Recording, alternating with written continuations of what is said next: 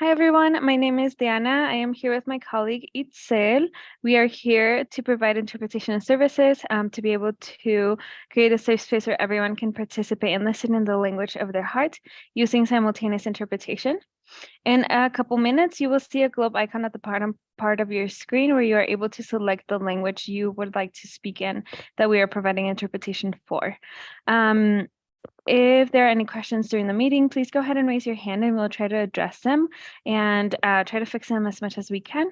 The language options that are going to be available are English and Spanish.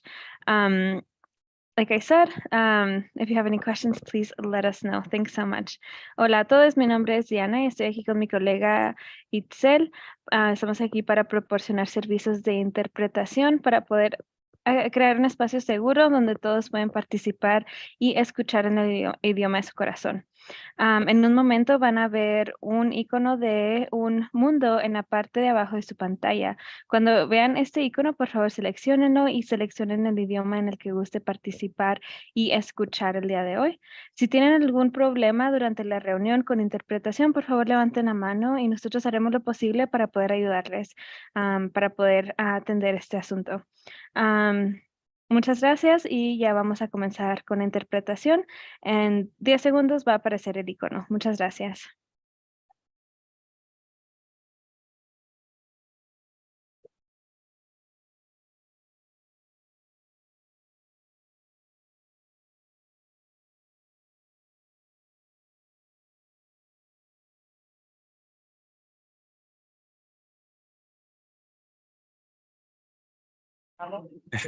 Yes. Good evening. I call this meeting to order at 6:16 PM. The following directors are present tonight. Director Stepp, Director Ramirez, Director Teitler, Director Torres, and myself, meaning we have a quorum. The first business in order is the approval of the agenda. Directors, are there any proposed changes to the agenda? Do I have a motion to approve the agenda as presented? I make a motion to approve the agenda as presented. Do I have a second? I second. All in favor, say aye. Aye. Aye. Motion passes. Directors, you've just approved the agenda as presented. Our next agenda item is our opening celebrations and updates by our superintendent, Dr. Rodriguez, who is attending remotely this evening. Hey, everyone. I'm going to speak here pretty loudly. Hopefully you can hear me. First, just a quick apology that I'm not able to join you all in person. We have a pretty sick kiddo here at home and have been alternating throughout the day to care for him and work. But to kick off our celebrations and updates, a quick shout out to our Basalt High School football team, which went completely undefeated during the regular season. And we'll be playing against the defending champions in the quarterfinals this Saturday at 2. I know there will be a lot of folks traveling from the Valley to cheer them on, and I will be one of them. Second, 2 weeks ago, we started a series of appreciation lunches with all of our teams across the district, and these will continue weekly until winter break. At the beginning of the lunch period, I always say these are not quid pro quo. They are truly just a small token of our appreciation to thank staff for all they do. So folks can grab and go or stay and chat. And I'm very appreciative that everyone has tended to stay and chat. It's given me the opportunity to listen to staff about what we must preserve, where we need to improve, anything else in their minds, and just to get to know each other better. So thank you again to all of our staff for your engagement and those and for everything that you do. Next, as you know, we called our first snow day of the season out of an abundance of caution a couple of weeks ago because we had a couple of buses slide off the road the previous day, and that morning things were not looking good, particularly with regard to snow in Carbondale and Basalt and with ice down Valley. And because it's early in the season, a lot of folks did not yet have their winter tires and plowing wasn't out and about. So Chief Gatlin and our operations team are currently exploring alternatives, and we'll be sending out a survey very soon to gather feedback to potentially update our protocols. Number 4, a couple of weeks ago, the Post Independent published my column, which is called Celebrating Culture 365. And I just want to invite you all and all of our constituents to read it if you haven't. It was inspired by the culmination of Hispanic Heritage Month and my nudge for all of us to continue learning about the diverse cultures in our valley. Next, and somewhat related to the last column, our small but mighty communications team launched our new district podcast, which is called Roaring Fork Schools Radio last Friday, where I answered some questions about the column in our first episode. We recorded the content in English and Spanish, and they are both available to stream on Spotify and YouTube. Our plan at the moment is to release new episodes on the first Friday of each month. Number 6, just a quick shout out and thank you to community and to our FRC director, Kelly Medina, who led and facilitated our first Equity Advisory Council meeting last week.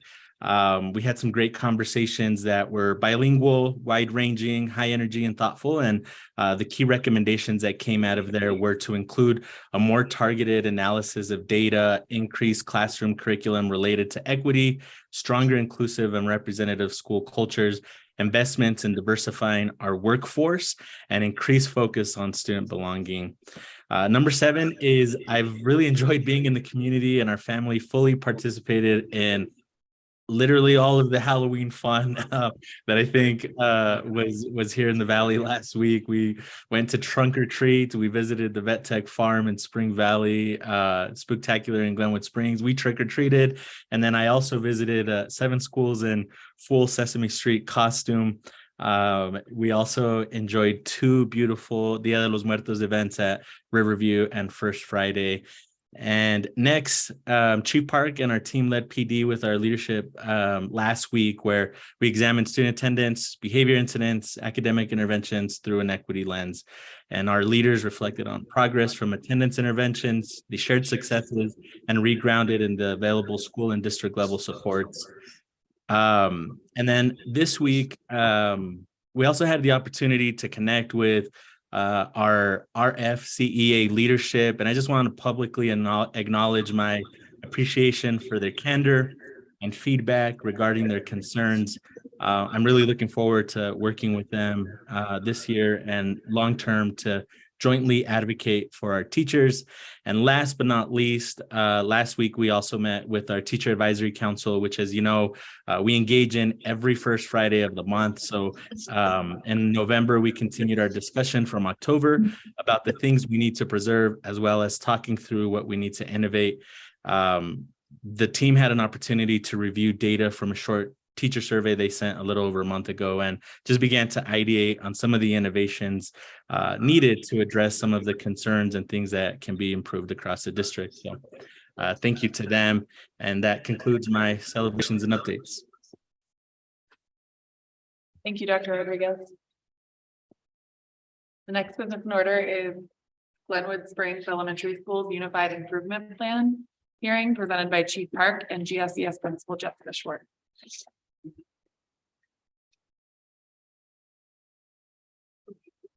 Kelsey, did you want to turn that back on, the microphone? Or did you?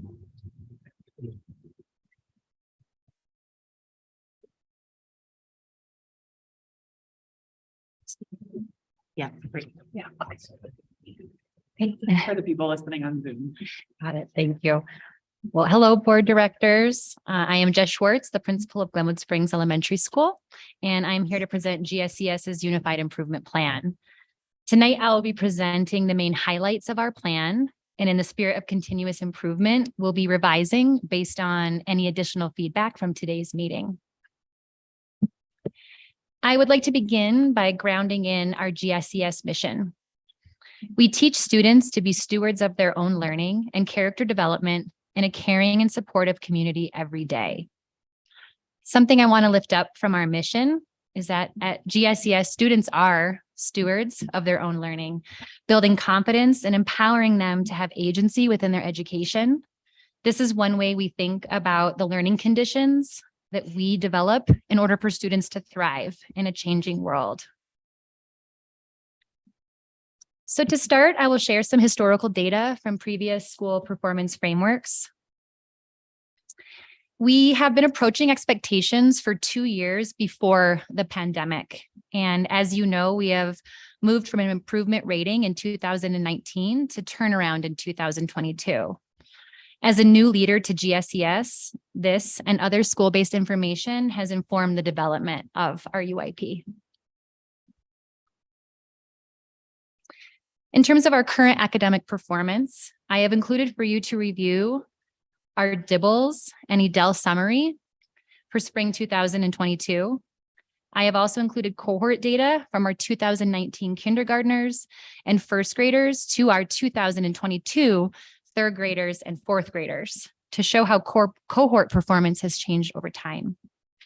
As you can see, overall, just a little over of half of our students are reading at benchmark or above, and just over 1/3 on EDEL. We recognize this is not where we want to be to best serve our students. Our CMAS data indicates low performance overall, with performance gaps among all subgroups, especially observed among our students with disabilities and our emerging bilingual students.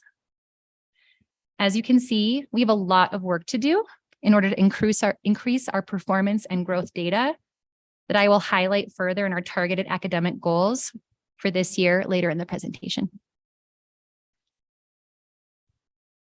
In response to our current performance, significant review of current systems, structures, staff reflections, family feedback, student input through our Panorama survey, and partnership with our EL Education school designer, we have identified our priority performance challenges, which are early literacy performance, which includes K2 or kindergarten through second grade, our literacy and math performance for our 3rd through 5th grade graders, and addressing the disparities in growth and achievement on our major assessments between our major subgroups.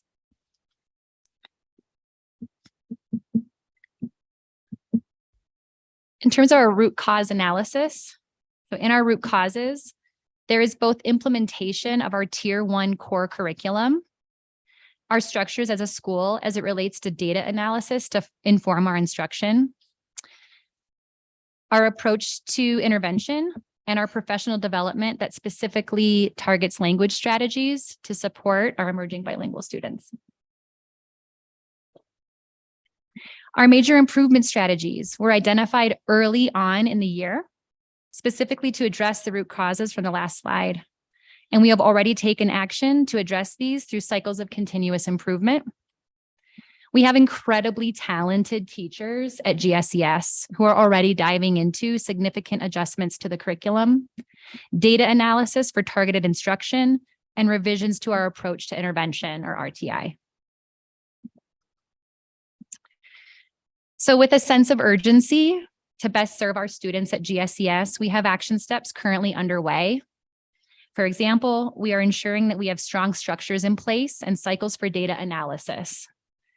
We are coming up on the end of our first cycle, and we are already seeing localized gains in the data and want to maintain that momentum across all grade levels.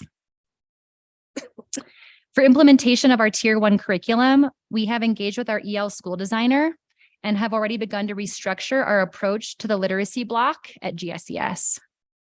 In addition, some of our 3rd and 4th grade teachers are teaching foundational reading skills to address the high percentage of 3rd and 4th grade students who are reading well below grade level.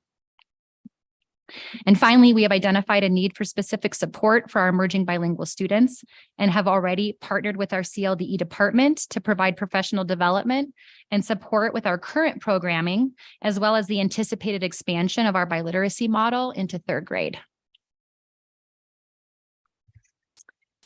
All of this is in service of our ambitious targets this year, which is overall to ensure that every student grows from their current performance band to at least the next higher performance band as measured by CMAS in both ELA and math. This might look like students who at the end of last year were at did not meet to moving to partially proficient by the end of this school year, or it might mean they move from meets to exceeds.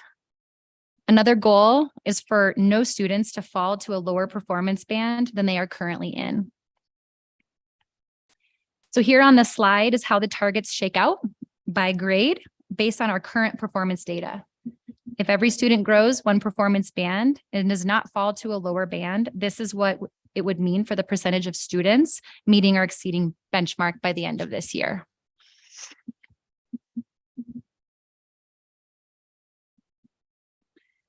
For K2, our target is for Dibbles and Adele. For 3rd, 4th, and 5th grade, these are targets for CMAS. And throughout the year, we will be monitoring progress, the interim measures such as our content module assessments and our NWEA interims. We know this does not get us in 1 year where we eventually need to be, where 100% of our students meet or exceed expectations. However, thinking shorter term and in the spirit of continued growth, this is our year 1 goal. In terms of next steps, in our October meeting with our GSES Family Advisory Board, or SAC, and our ongoing meetings with our design team, we have incorporated feedback into our UIP and will continue to do so. We will keep our plan updated throughout the year as well. And we will present our progress toward implementation benchmarks at our February Family Advisory Board meeting. Thank you for your time and for your continued support of Glenwood Springs Elementary School. Thank you so much. Now time for board discussion. Each board member will have 1 minute to ask their initial question or share comments. After each board member is shared, there will be 5 minutes of open discussion, followed by another round of board questions and comments. And we will begin with Director Tytler. Thank you, Principal Schwartz, for sharing your information with you. Welcome to the district in your new role. It must be quite the start for you. Thank you.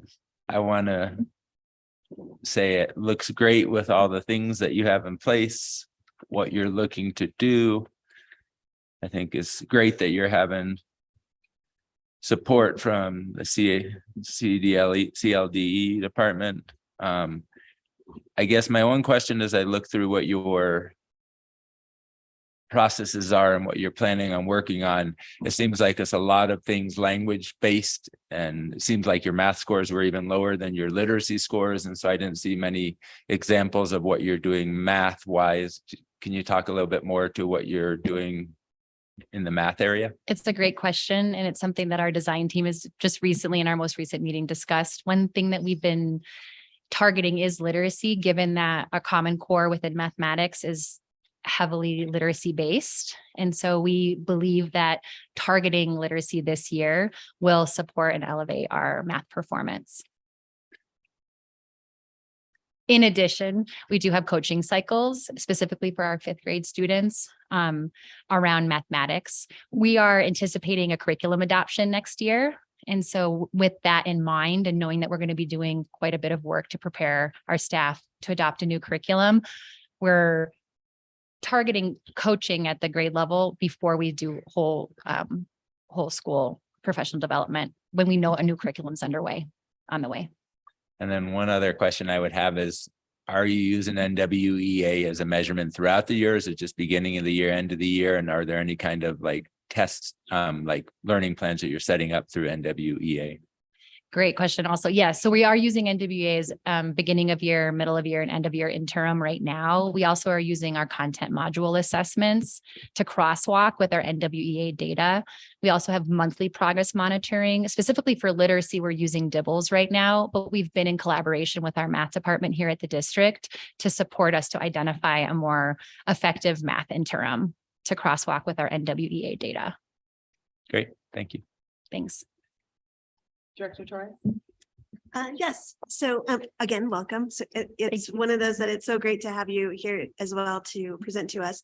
I'm curious, as a new leader at the school, I know that there's obviously, Director Tytler mentioned, there's many areas, obviously language arts, math development, and all of these implementations and the strategic tackling of these areas. Are you also looking at this in a very sustainable, like it's not, okay, let's fix this and then we're done. It's how do we assess what worked really well and make sure that it continues? How are you doing that through that assessment piece? Or are there any professional developments that are here, they're targeted, and then will you have the ability to make that continued. Sure. Can I repeat what I think I'm hearing? So the question is where we've got some very narrow targeted goals and focus professional development on that. How are we attending to the long term? Mhm. Yeah. So within our EL education model, we have a 3-year work plan. And so we do plan our work plan out in 3-year kind of chunks right now. You're right in naming that we have a more narrow focus on year 1.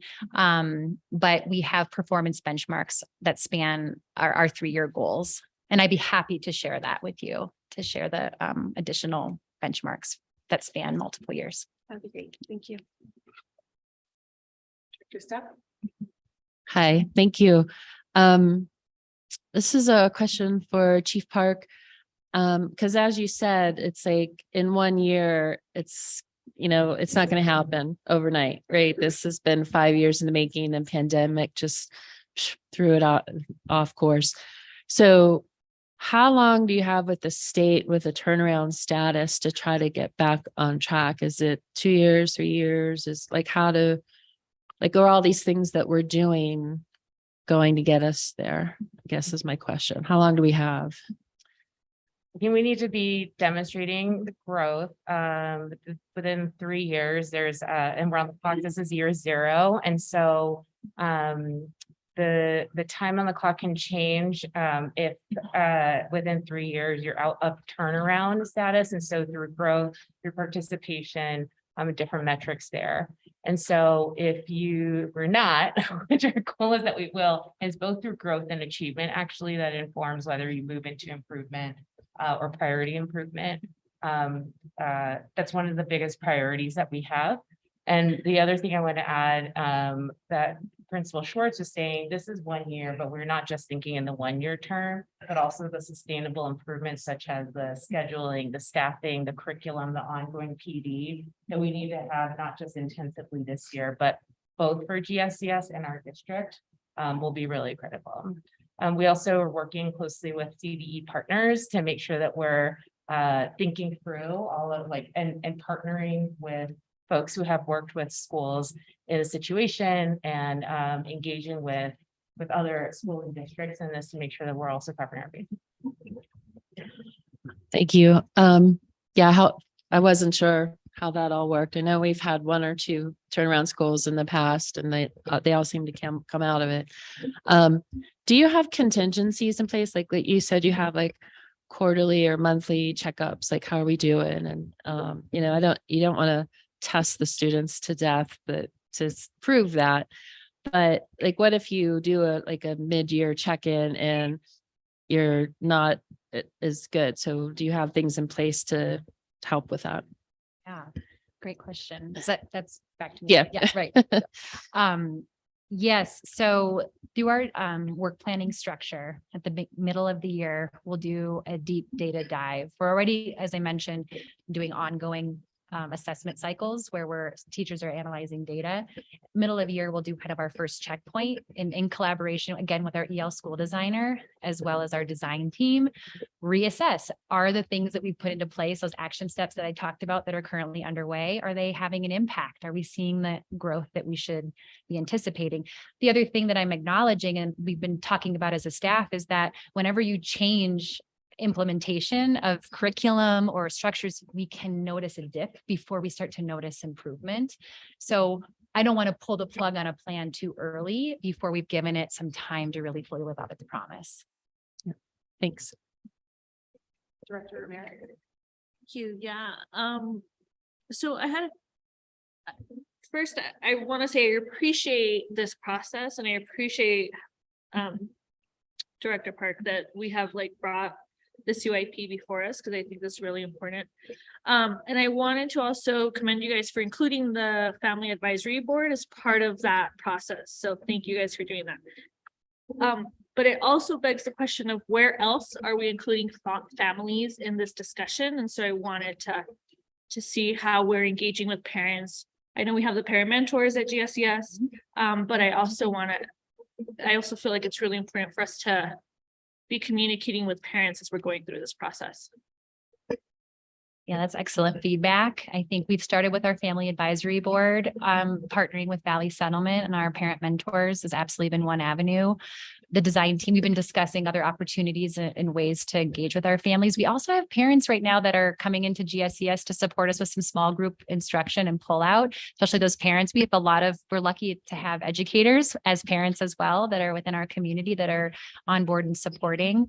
But that is something we'll continue to work on and to figure out ways to strategically engage families, not only in just the thought partnership as we're developing the plan, but like getting in with us and working alongside us Awesome. to support.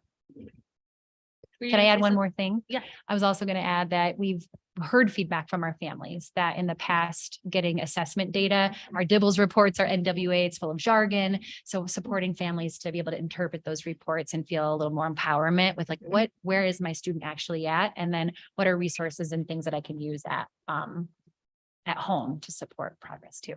And I got a little bit more every time. I'm That's sorry. okay.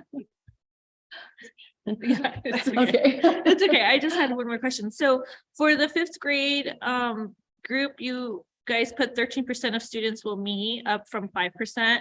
I guess my question is, why didn't we push higher? Great. We talked about this. It's something that our goal is to move all students one performance band at least, right? Yeah. At least one performance band. And when we were doing the calculations, that's just where it came to. That is certainly not our ceiling. And that's not the ceiling we're discussing with our teachers. And in keeping consistent with what our goal was and the metric, that's where those numbers shook out for the 5th grade team. But did you I'll want to just add? add on one thing. This is an example of where underneath the meets or exceeds, there's 3 additional performance bands, and we still have at a minimum moving all the kids from each band to the next. But given the number of kids that were below, even moving up all the kids who are currently in approaching to meets results in what we know is a lower number. But in the long term, in 1 year and 2 years and 3 years, continuing a similar trajectory will get us higher. We do know there's acceleration that needs to be made. And so this is a minimum versus like this is it. If we've achieved it, that's done. Well, and I totally understand the minimum. I think my biggest concern is that it's still too low. Yeah, And so I would sure. encourage you guys to consider even bringing it up to 20% or 15. I mean, I feel like if you're, and I get that this is what you guys are saying, like, it's just the bare minimum that we're hoping to go higher, but I still feel like it's still too low. Thank you for that feedback. That's it. My only question was around what Director Ramirez was just asking, specifically how we're communicating this to families and communicating the progress to families, because I agree that that's sometimes very difficult to understand as a parent. When you get the DIBELS paperwork coming home or the IDEL paperwork coming home, you don't necessarily know what that little running man means or where he's going. So I would just echo that I would love to see some update on how that's going to be communicated out. And any ways that we can continue to incorporate community feedback. I think starting with the Family Advisory Council is great. And I'm really happy to see that and see that there will be an update in February on that. Thank you.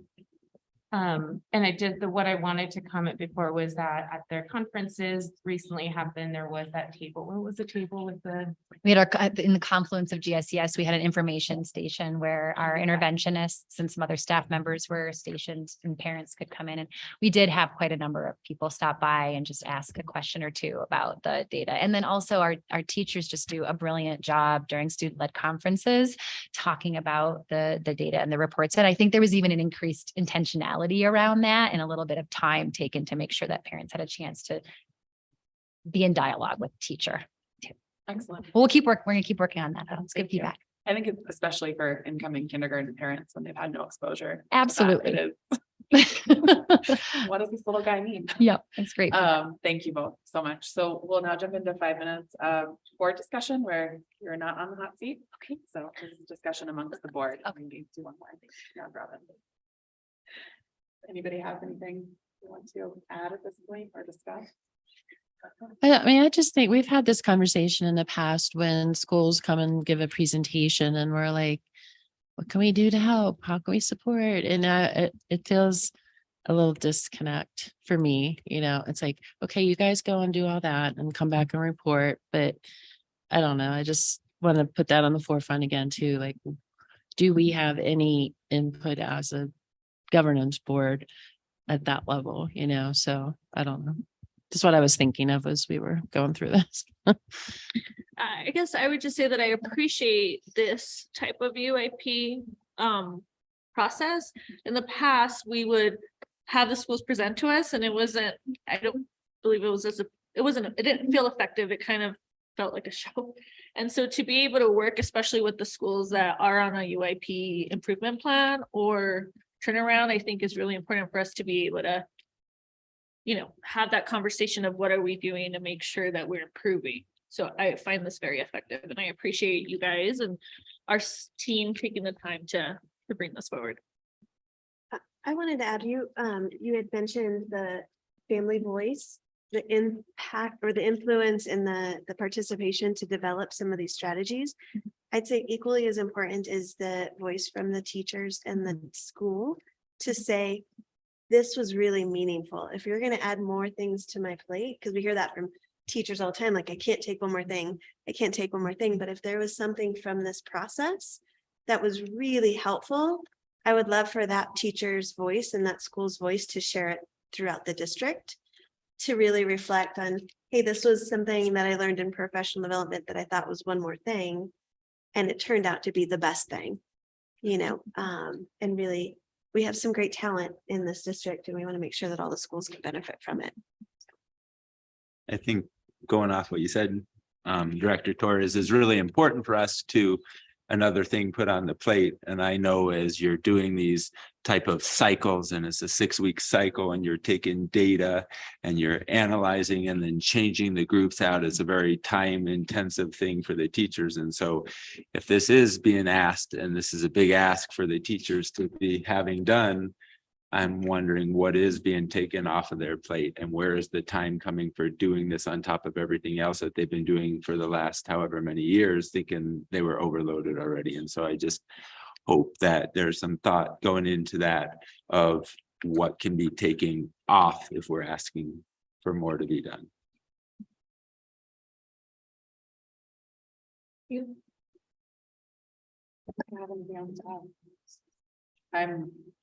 Obviously, we didn't have any presentations like this in the last year since I've been on the board, and this is super informative. And to your question and comment, Maureen, I think that's what we're figuring out, right, is where the board fits in exactly.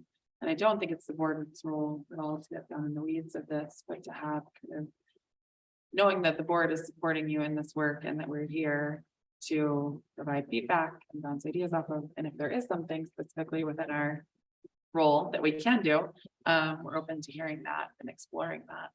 So I'm very appreciative to have this and super appreciative of all the work that you all have put into it. I know this has been a big focus and a big lift at the beginning of the year. So thank you very much for that.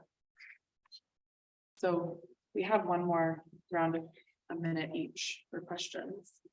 And so I will go ahead and start that unless anyone else has something to add in the 5-minute discussion question. Director Tyler.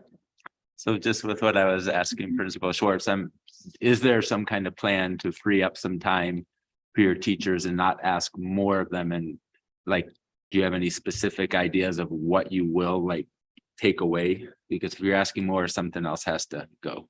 Yes, that's a really important question, especially coming in as a new leader, as we're managing a significant amount of change in response to, the school performance data.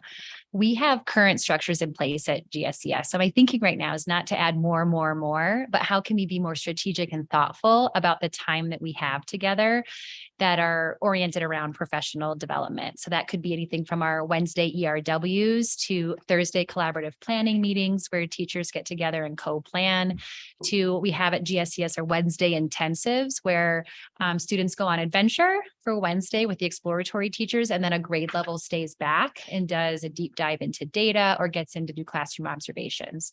And so what we've been trying to design and kind of bake into our plan is ways to leverage those cycles more strategically so that there's time offered for some of these things that we're asking. I think right now it's going to feel a little more like a grind as we're addressing some of the changes that need to be in place. And as we all know, change is hard.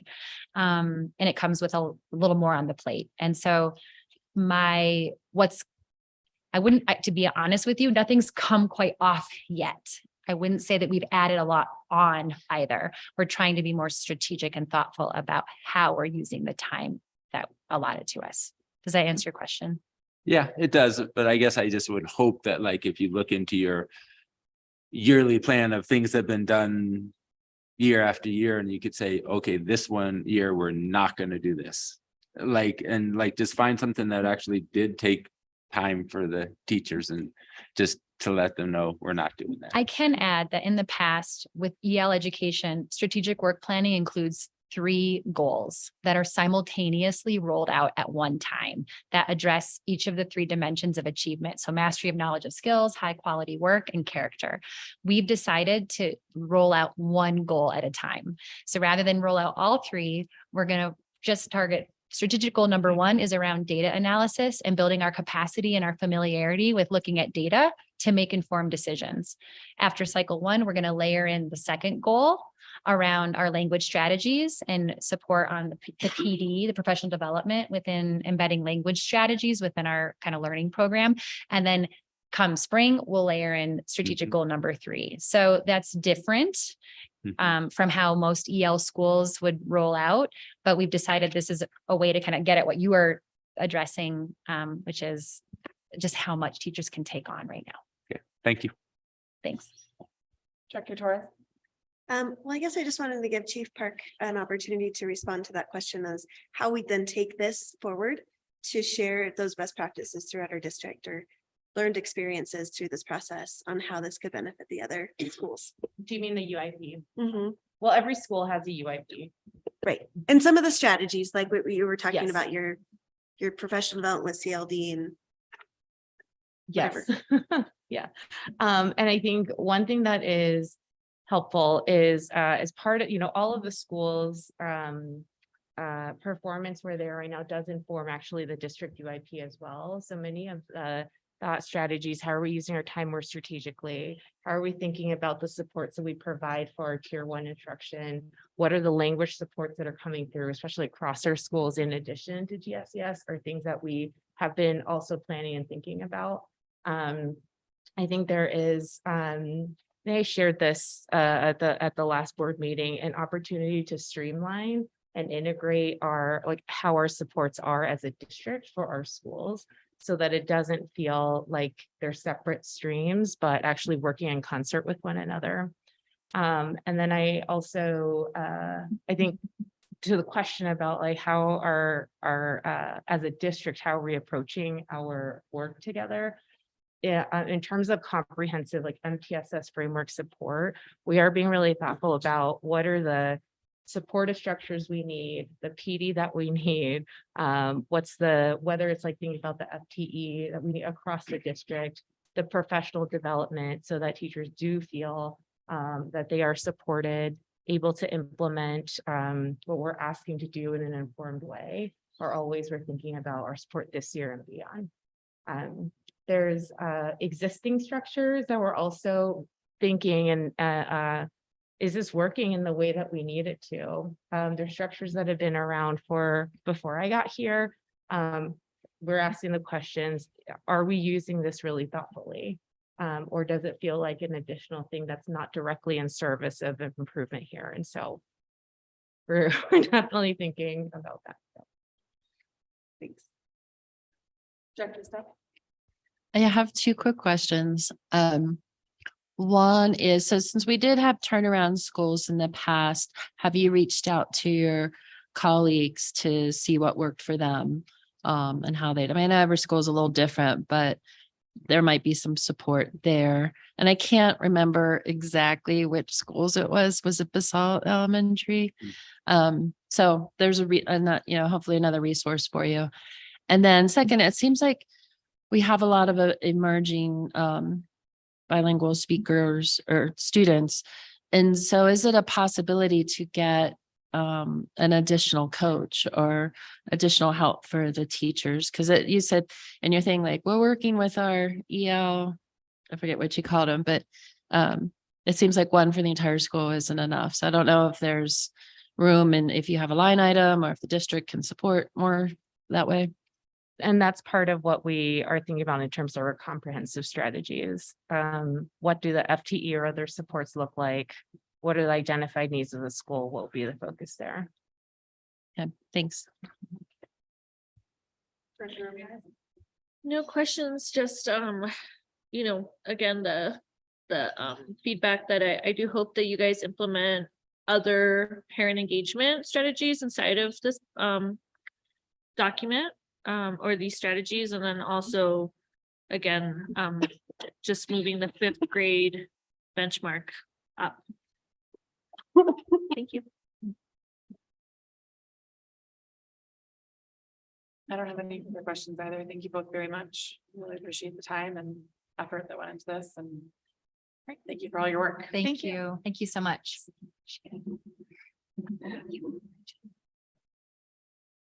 The next business in order is an update on the District Accountability Committee presented by DAC President Chris Becker.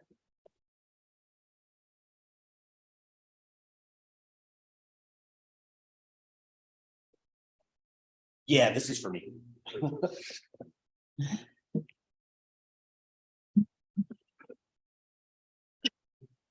There we go.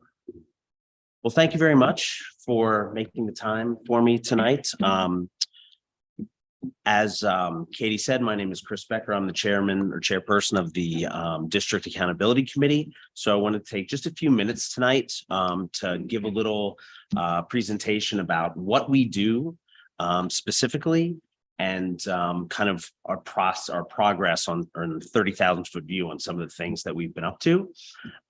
So for anyone who doesn't know, oh, that's right, I can do this. Perfect. The DAC is a parent-driven but inclusive organization. We have teachers who are members, we have administrators who are members, and our goal is to provide meaningful feedback and input to the board. So we exist, and the whole sort of accountability framework as mandated by Colorado law exists to provide the district board with valuable feedback in a couple different areas, specific mandated areas, rather than just general. The DAC is intended to be composed of diverse community members, and as I said, parents, teachers, administrators should all be reflective of the demographic in the district. So that's something that we're working on to make sure that we meet. So the UIP feedback piece is submitting recommendations to the board concerning preparation of the UIP, the district level UIP. We're obviously talking a lot about school level UIPs. Every school has one, the district has one. The district level piece is what we work with. We review the district budget, or make recommendations on the district budget, I should say, for budget priorities, and making sure the board has a consultation partner with on those recommendations and with our priorities and whatnot. And the DAC sort of brings the parental sort of stakeholder piece to the table for that. We advise on the development of district's family and community engagement plan, right now mostly focused on the school accountability committees, which we'll get to. And then we also provide input on an advisory basis to principals in schools concerning the use of assessment tools for teachers and relating that to student performance. And then there's a couple other things, reviewing charter school applications when they happen and some other, pieces, but these are the 4 things that as a DAC so far we've sort of focused on. All right, so the district performance, obviously everyone knows what the UIP is at this point. I shouldn't say obviously, I'm guessing that we all do.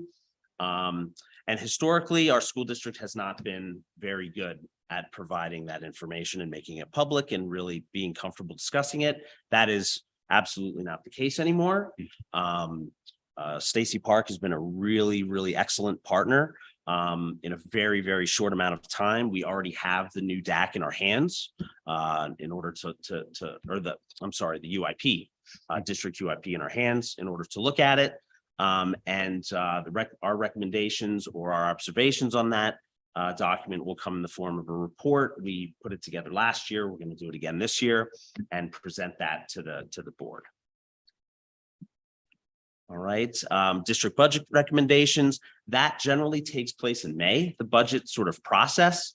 From between now and then, our primary job is going to be to become more educated on that piece, review the 2020 or the 22-23 budget to understand what our current priorities are, and then apply that knowledge to the new budget and sort of see where that lines up. And really our ask here from the board is just to make sure that we're not duplicating work. So sharing of information, making sure that if there's, a budget focused, training or meeting with Nathan or something like that, that the DAC is aware, and that aware in more than just sort of a cursory way, like, hey, look at the agenda, like an active sharing of information.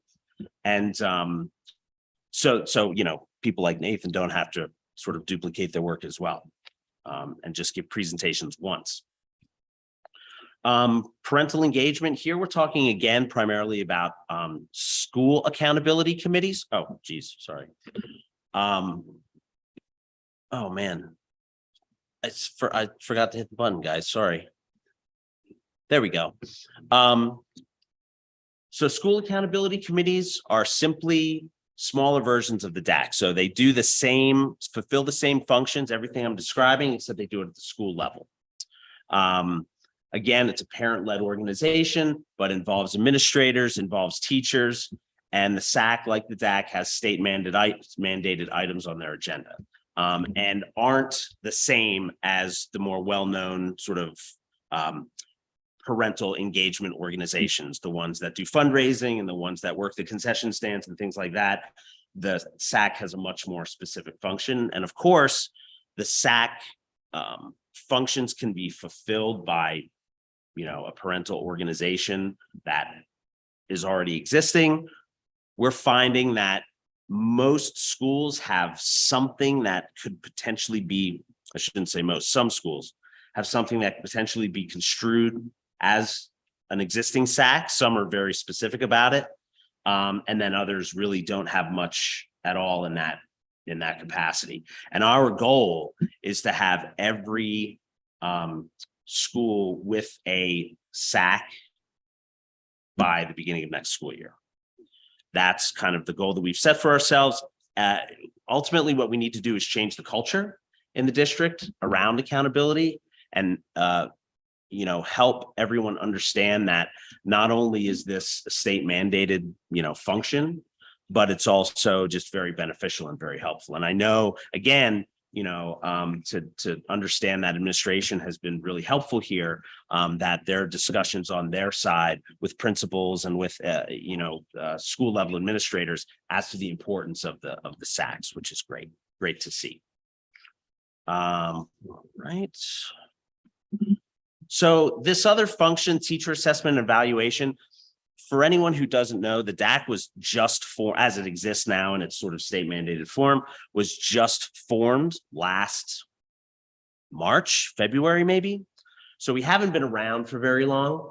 So we're still sort of getting our heads around the first items that I talked about.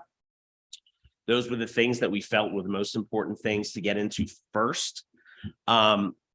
The teacher assessment piece, we have to really kind of dig into and see what needs to be done there, kind of what that looks like. And part of the process in terms of learning that will be communication with other DACs in other districts. We've already had some pretty fruitful communication, not lately, but when we were getting started with the folks over in RE2 in Rifle, who have a really well-established DAC. So we'll probably speak with them again and kind of just do a little bit of legwork to sort of figure out what that looks like, what that advisory capacity looks like. All right, I think that's all I've got for the presentation portion. Thank you. Did I keep it under 10 minutes? I think I did. Good. We will now move into board discussion and we will begin this round with Director Step. Hi, thanks for your presentation. It's very exciting to see that this is finally coming to be because we didn't have it for a number of years. I know you're struggling to get more parents involved. So what is your communication strategy, how your recruiting strategy to try to get more diverse representation? Well, that's a really good question. And we up until very recently, we had two sort of participatory pieces that we were really lacking on. One was teachers and faculty. We just didn't, having had a teacher on the DAC last year, we realized that it's incredibly important to have that sort of representation. So we did a very simple flyer drop in all of the schools in the district. And we now have 3 new, members who've applied, 2 teachers and an administrator, which is fantastic. The big piece now, and ultimately this has all been our sort of goal or, necessity all along, is to find more representation in the Latino community, because right now we have none. And it's been a difficult nut to crack. To be frank. So, last year I did some interview or an interview on Spanish language radio with Brianda. Unfortunately, it didn't generate a ton of interest. So, that's the piece that we're going to try to be working through now, is trying to sort of recruit from the Latino community. And how that's going to happen, I think is a work in progress. Thanks. And we do have 9 members at this point, which is pretty good. But we definitely need to get that representation there. Director Ramirez. Well, thank you. How exciting that you guys have set up this goal for the SACs. Yeah. In all of our schools. Thank you. Thank you guys for doing that. I wanted to also mention that now we have a podcast. And Yes, that's a very other good forms, point. and our wonderful bilingual communications specialist over here that also, I truly feel like our district and our team is at a place now where I would hope that we'd continue to collaborate to find the spaces and ways in which we have to be creative to help engage with the communities that have historically just been not part of the greater conversation in regards to SACs and PTAs across the district. I just wanted to, more than anything, also encourage that aside from you guys continuing to be representative of the demographics, that we also be representative of the schools in their entirety. And so, I would just push that also be a means. That's a very good point that I didn't mention. We actually were, from the beginning, we've been extremely basalt heavy. Basically all of the initial interest was basalt. We now do have our administrator is from Glenwood Springs High School.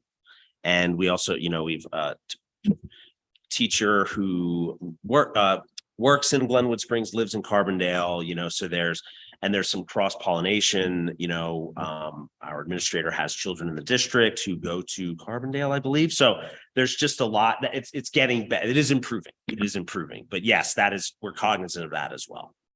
Thank you. Director Tyler. Thank you for your work, first of all. And I guess my question is, as far as needing that Latino representation, have you just gone to principals and say, can you give me 1 or 2 names of somebody who would be good in this position, and directly reach out and call them? Well, you know what? It's interesting. We, at our meeting yesterday, we kind of were kicking around what does the sort of SOP, for lack of a better term, standard operating procedure look like for recruitment? Because I think something that we're sort of running into in terms of finding the various existing SACs or what passes for the SAC or what could be the SAC and so on, is just like, how do you approach the people who are running it? Do you go through the principal and kind of, work top down? And that's kind of what we are figuring out is, do we go to the principals and say, hey, exactly as you said, who is a parent that we can approach? And that, because of the cultural shift at the administrative level and the fact that the administration takes the DAC and the SAC seriously, now that the board and the administration take them seriously, I think it's already bearing some fruit, because in terms of cultural change, because now the principals all know, everybody's gotten a survey that asks, what does the SAC look like from your point of view, from the principal in the building. So yeah, I think that that's absolutely one of the strategies that we'll use moving forward is to go from, kind of to the people who are in the building, the principals and vice principals, and see if we can't get some recommendations from them. I think if you were to do that, you would find success, because in my communication with that community, I found if I just directly reach out and say, I need you to do this, it's a very good feedback, and versus just like, who can, and then you don't. Right. So I think if you can just be more direct and like, I need you, will you come? And then my follow-up question to that is, do you have any kind of setup or process in place, whereas if the person you get is Spanish speaking only, what kind of system do you have set up for running your meetings bilingually? So we have translation. I mean, we have, last night we had translation. We didn't have need of it last night. But we have translation, boarded on via Zoom at every meeting. Great. So yeah. Thank you. Yeah. Director Torres? So Chris, I always love when you come to speak, and it's one of those things too that I think that just really reinforces the collaborativeness of what we can do between the board and DAC. In the name, it's accountability. It's the district accountability committee, and how you mentioned earlier, you're being taken more seriously. Well, that grows by demonstrating what what we can do as far as working together. So thank you to that. I also am curious too, like there's obviously sustainability. I think a lot of my questions tonight have been along long-term sustainability. Like this I think is getting built so quickly and has come so far largely and due to your passion to do this, right? So be thinking about what can we do as a board, what can DAC do, what can our district do to really help grow some other leaders within that group. Yeah. No, that's a really, really excellent question. And not at this past meeting, with the meeting before, we had a discussion along those very lines, saying like, okay, when we're all gone, like, what does this look like? And I think that is some of the urgency behind creating sort of those SOPs I mentioned earlier. What does that look like? What's, silly things. What does the email procedure look like? Every DAC member now has a DAC email address, like those kind of things, so that when it does get handed over, ultimately, there's a really nice sort of list. I think our web presence is also really important in that aspect. Kelsey has set up for us a spot on the RFSD website where we archive all the documents, our agendas, our minutes, our sort of training documents, the application, everything's on there.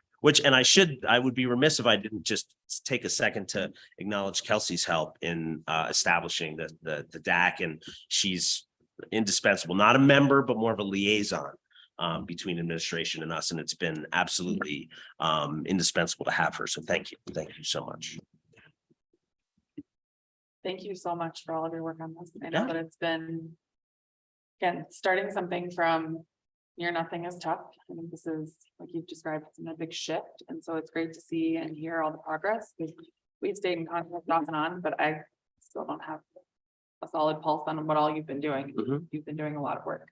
The group has been doing a lot, and so I think my questions are just around how can we support you to increase membership? How can we as board members utilize our contacts, utilize our networks? at this point, I don't think our priority is, because as I said, we have 9 members. Our bylaws cap us at 15. And 15 would be that's a lot. We'll get there and that's fine, but it's a lot. And those are voting members. Obviously, our meetings are public. Anyone can come.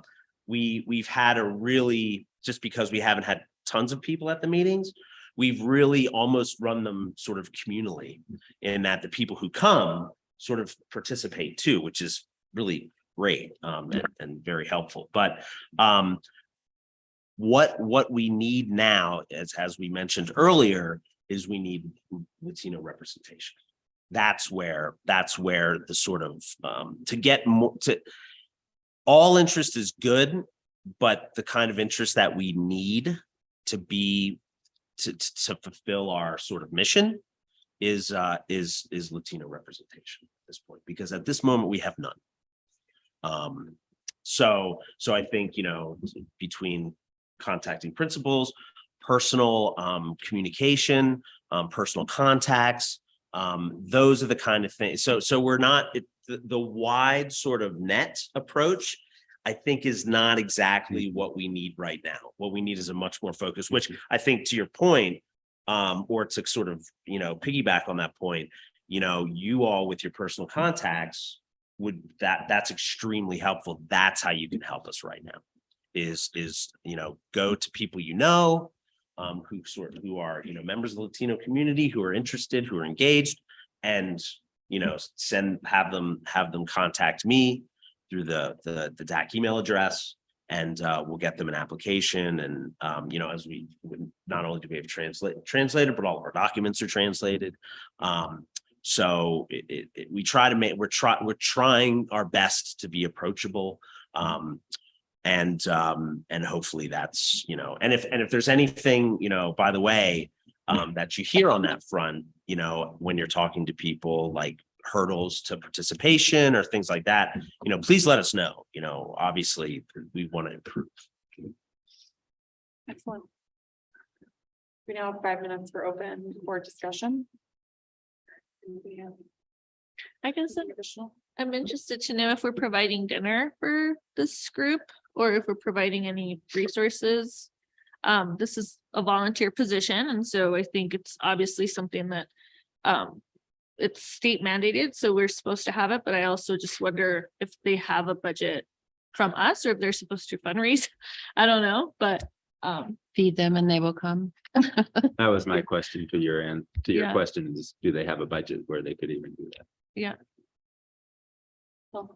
I was thinking you had mentioned something about like the advisory to the board, but working with the executive team and the accountability piece. But would it make sense at some point to do a joint meeting, retreat, or to get more of that interaction with the entire group?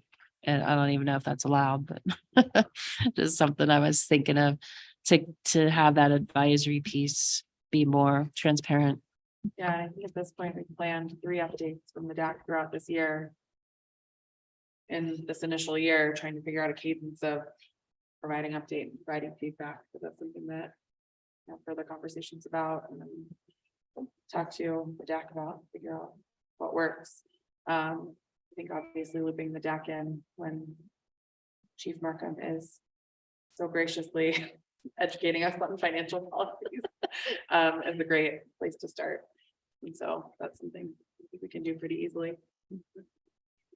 I would also wonder, as we just heard on the presentation, of what their arms are and what they're looking at as like budget and teacher evaluation and all. And I wonder if they would want us to like say, can you work on this? Or are they trying to present to us and then we take their feedback? But I wonder if there should be a little bit more back and forth of like seeing if we can give them some directive of things that would help us, or if that's even the purpose, or are they supposed to be separate from our wants, mandates? And it sounds like for the DAC, we need to do what we did at board level and define role and communication structures and have really clear expectations of each organization and how they interact with one another.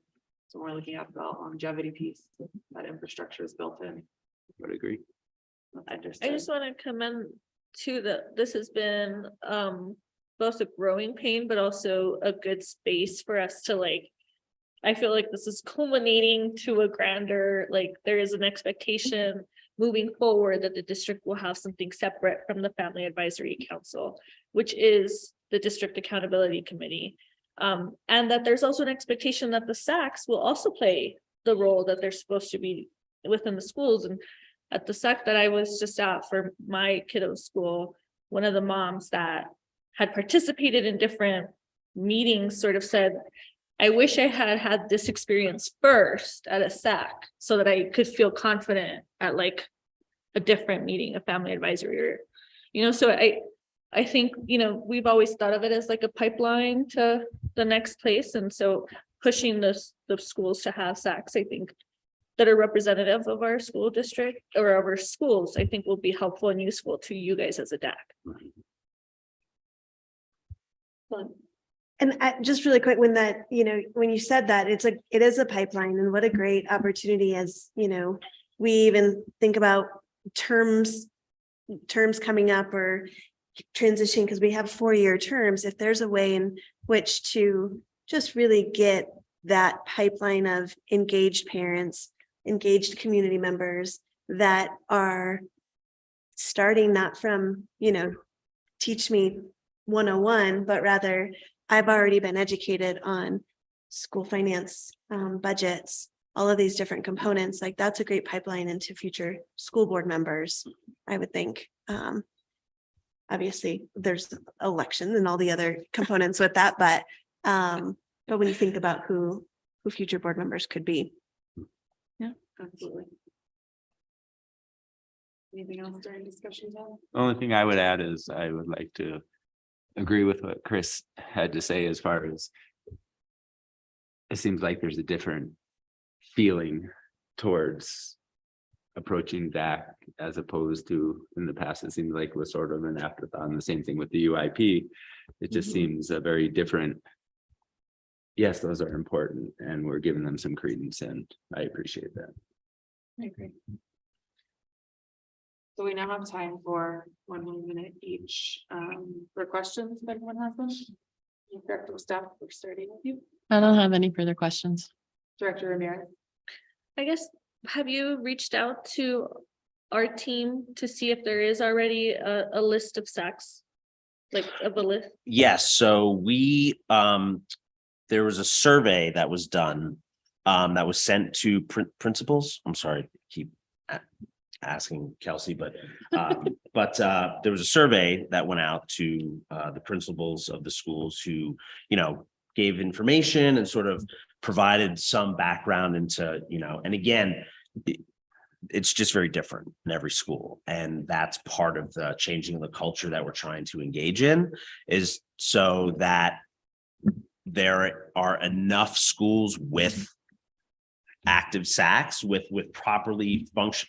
It's the wrong word, but with the ones that are doing sort of their mandated function, that we can point to it and say, this is what that looks like. If if we have some engaged parents from another school, you know, just best practices were discussed earlier, like then we can start to get best practices going. Once you do that, then the establishment becomes a lot easier because there's something to point to. So in answer to your question, like, I think that's really the rub, like that's the work in progress, is to figure out like, okay, what is, and we are under no illusions that this is going to happen like instantly, immediately, or easily.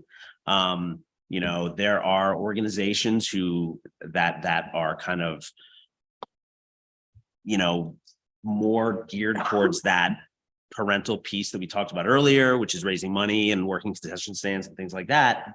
And organizations like that, boosters and whatnot, are a great place to start to find some parents also who might be interested in you know, joining, running, participating in their school SAC. So it's a work in progress. I guess I would just encourage you guys and our team possibly to work collectively to find a way, maybe moving forward, to have a running up-to-date list of all the SACs and meeting dates as well as PTAs. Yep. or PTOs or whatever. And we do have the foundations of that document started. So Because I think moving forward, it would be helpful to Mhm. whoever comes in for your. guys'. absolutely. And then I would just also, again, thank you. Thank you to the team who gives up, the parents who give up their time.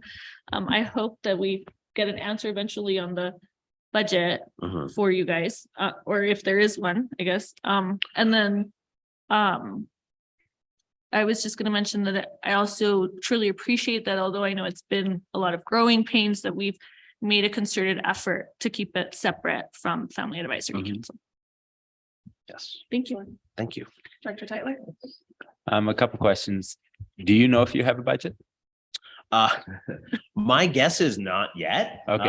So If you would good like luck. to give us a budget, that is fantastic. And I say yes. Okay, I just wanted to know. Um, My other question is, do you have anything like in written form? So that if somebody says, yes, I want to be part of your advisory Mhm. council, does it say like, this is what's expected of you as a, absolutely. We wrote, one of the first things that we did was we wrote bylaws, which are on the district website.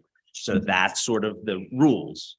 And then there's multiple documents. There's a, because it's a state mandated sort of institution, there's a lot of material. I mean, there's a district accountability handbook that has tons of information in it. There's a really succinct summary of all of our functions. I can't remember the name of the document on the page, but that's present there. So for someone who'd want to kind of get a little bit of background, even the front page of our page, the front sort of, page of our page on the RFSD website has a really nice sort of summary of what the DAC does, what a DAC does. and I imagine that's both in English and Spanish. I believe so. I want to say that it is, but I should, if it's not, it definitely needs to be, but I'm fairly certain that it is. Yeah, if it's on the website, she asked if it's in English and Spanish, the website. No, their page. I'm gonna go to it. I'm looking right now. I feel like it is, it's my district. page.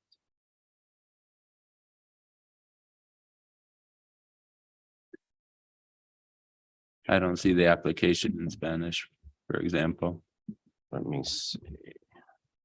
That's something we can check up, we follow up on. Yeah, we can follow that Yeah. up. Do you have anything else? Nope, that's it. Thank you. Director Yep, Torres, I'm absolutely. gonna go. I have no questions. Okay.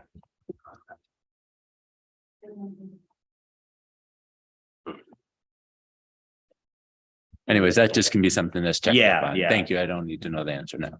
Okay, Thank you. thank you. And Director Torres, you didn't? No questions. I don't either. Thank you again for all of your work on this. We appreciate the update and we look forward to communicating further around those few things we talked about and having you all Absolutely. back. Thank you. Thank you all. All right.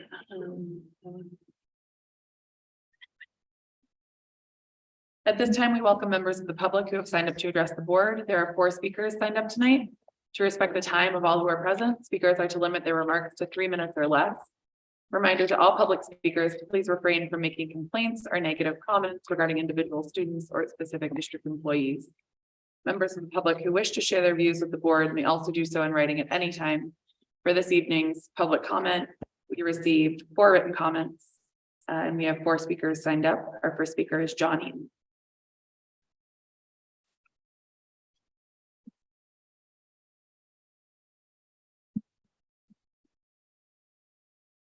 Already started, huh? My name is Johnny, and I've been one who's been clean and sober for 35 years.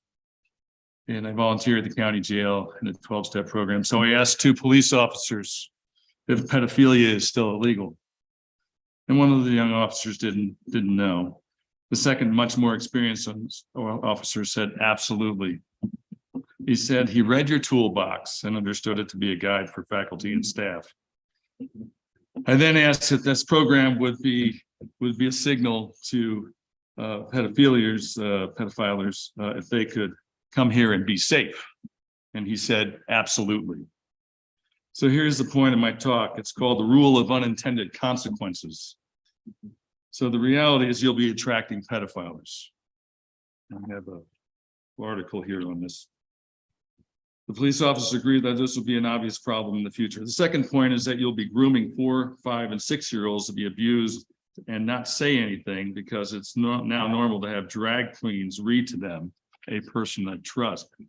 Which gets me back to recovery. I deal with hurt people in jails. Hurt people, it's what they know. Physically abused people tend to physically abuse. In recovery, we go after the spider. You guys are going after the spider web. And that's exactly what this program does. It misses the main point by a mile. You're not dealing with the heart of the matter.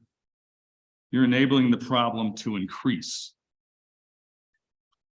Whoever advised you to pass this is completely out of touch with the end results. I get to see the end results in jail, and they are ugly. But at least in jail, they are confronted with the real problem. So I'm making a motion to create a workshop to address this major problem that you just created. As I continue to look on the internet, many doctors and specialists are calling this a mental health issue. It has a name. It's called gender dysphyxia. What is it? Anyway, so the question to you, is this a mental health issue that you're trying to address? Or is it a radical political agenda that you're endorsing? Many parents in the community have appreciated that I have spoken out on this issue. They feel intimidated by all the flags. They don't want their kids ridiculed because their parents speak out on the issue. Many parents are looking for another place to send their kids. So if you're really interested in uniting the community, get rid of about 90% of those flags. And so let's get this workshop started. I have a recently printed article that says 269 teachers and administrators have been arrested in the last year in the United States for sexual abuse. It's likely they'll want to apply for jobs. And this is one place they would consider coming. How do we keep an eye on these people? There's a motion on the floor. How do we deal with this? And I have to admit, I didn't know about your family advisory board or your accountability committee. So how do we deal with this? Thank you. There's a motion on the floor. Unfortunately, you're not a member of the board and you're not. Yeah, capable but of I've been on making a 4 motion. boards, and when the public comes in, you guys have to deal with people who have issues. So my Mr. question Eaton, is, your how time are we is up. dealing? I'm with asking this? you to please return to your seat. You Okay, used your. so you're not going to deal with this. You're not going to you. answer any questions. Well, let me hand out the articles. So since you guys aren't interested in actually dealing with the problem, or next at least speaker. helping me talk to people who might be. Our next speaker signed up tonight is Amanda. Thank you.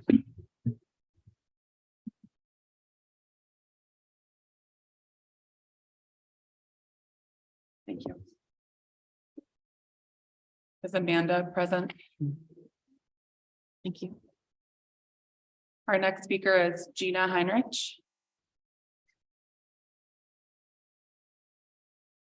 Our final speaker is Liz Taylor.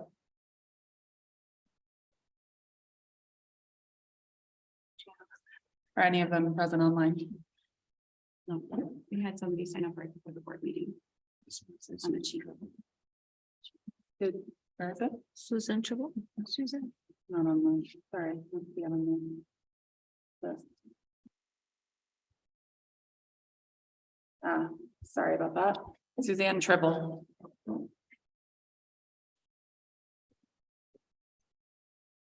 Wow, you guys got a hot mess around here, don't you? So what I wanted to say was, and I know all of you have been elected by the people with the understanding you would protect our children and provide quality education. There is nothing new under the sun. There have been groups like the LGBTQ for centuries. In fact, the Bible talks about them. However, until recently, the indoctrination of children to become transgender was as far from our minds as Bible class being taught in public school.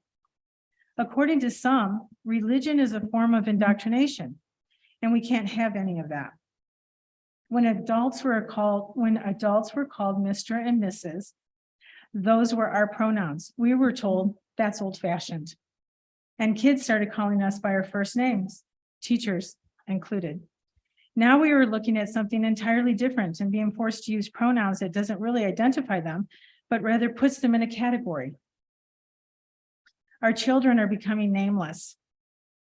Since the frontal lobe that governs judgment doesn't close until the age of 25, why are we willing to encourage children whose minds are easily formidable into an area that is void of judgment for them? They have no idea of the ramifications that chemically induced castration and hormone blockers will do to them. These have irreparable consequences.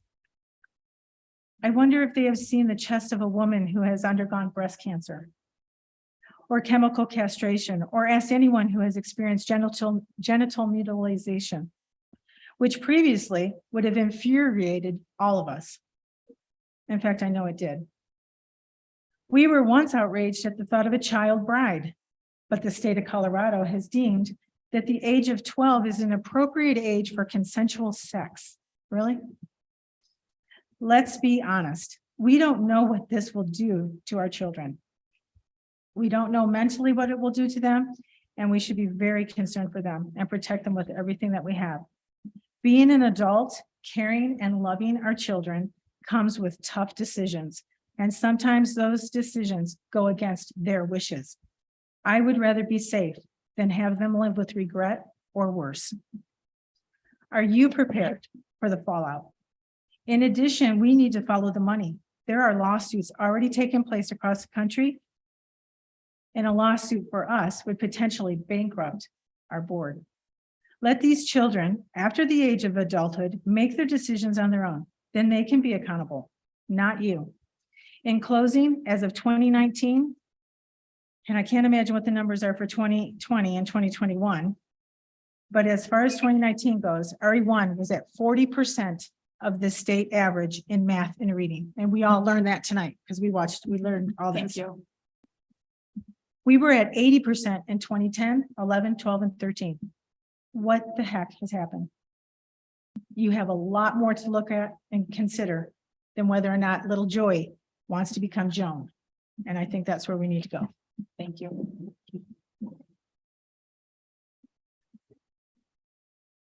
The next business in order is the approval of the consent agenda, which includes routine personnel, minutes from our previous board meeting, approval of proposed policies IFK, IHBD, IHBEA, DBJ, DI, and DIE on final read. Directors, are there any items that you would like to pull off the consent agenda for a separate discussion or vote? Hearing none, do I have a motion to approve the consent agenda? I move that the board approve the consent agenda as presented. I Do I have second a it. second? I second. Call to vote. Director Step, Aye. Director. Aye. Director Kohlenberg, Aye. Director Tyler, Aye. Director Torres, Aye. motion passes. Could you all please move your conversation to the hallway so we can continue? Excuse me. Can you all please move your conversation to the hallway? Well, you're not It- answering our It question. echoes in here and we have board business to complete. Thank you. I mean, you guys aren't doing what you're supposed to do. You're not taking care of the kids. You're not even talking about it. Come on, I'm talking. Thank you.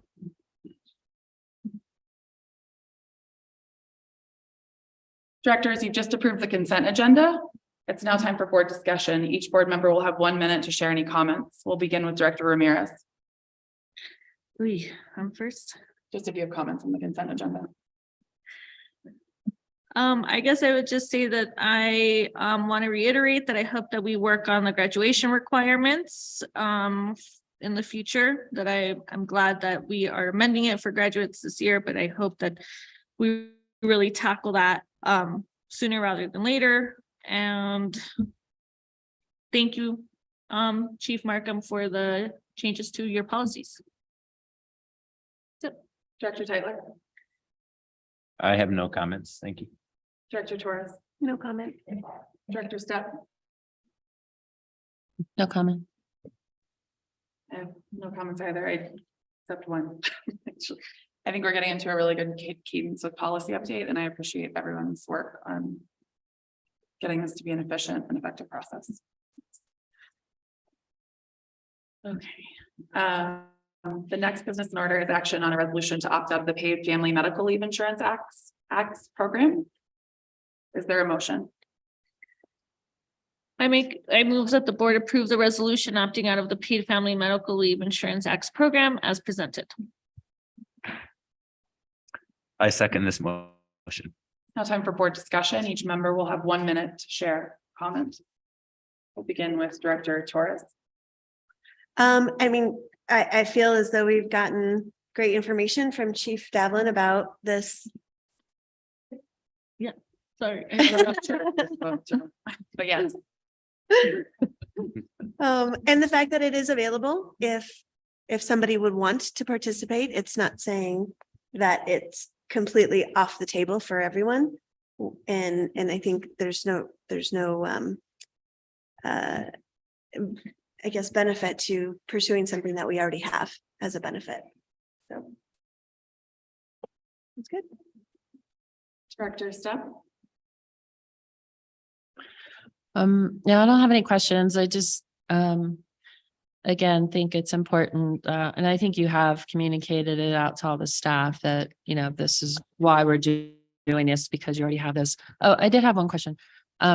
If anything comes up over the next year or two where leave is an issue, or there isn't enough, or whatever, if there's, you know, a circumstance, and maybe we look at the policy to adapt that so we can cover all circumstances. I mean, you can't in policy like cover everything that comes up, but I just want to keep tabs on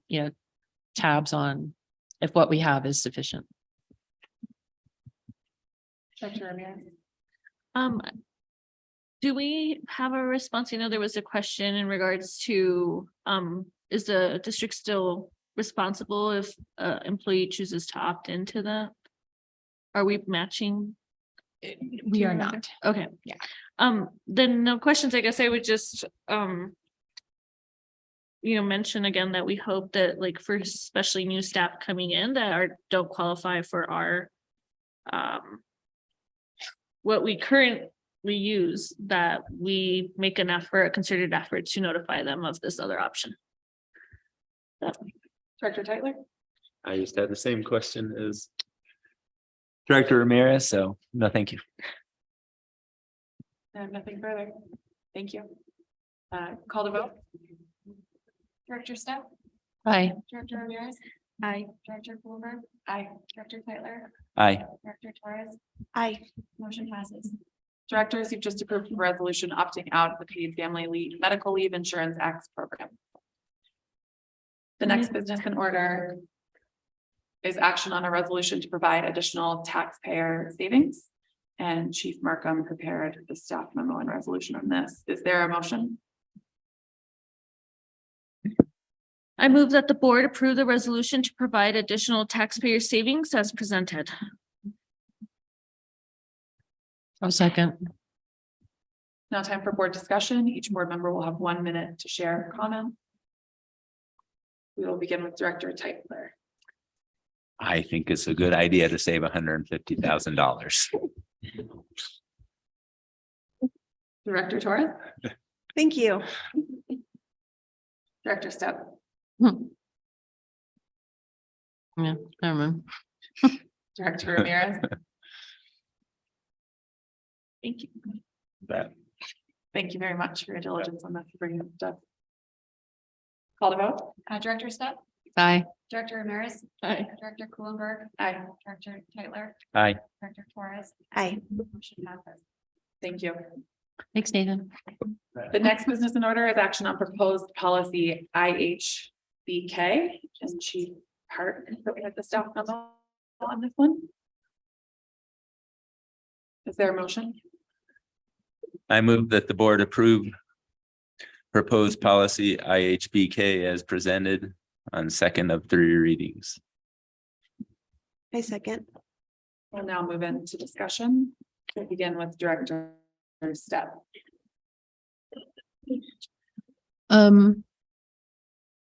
I know we talked about this last time, looking at the second paragraph, that sixth grade, each student will be encouraged to, I don't know if we can make that like will.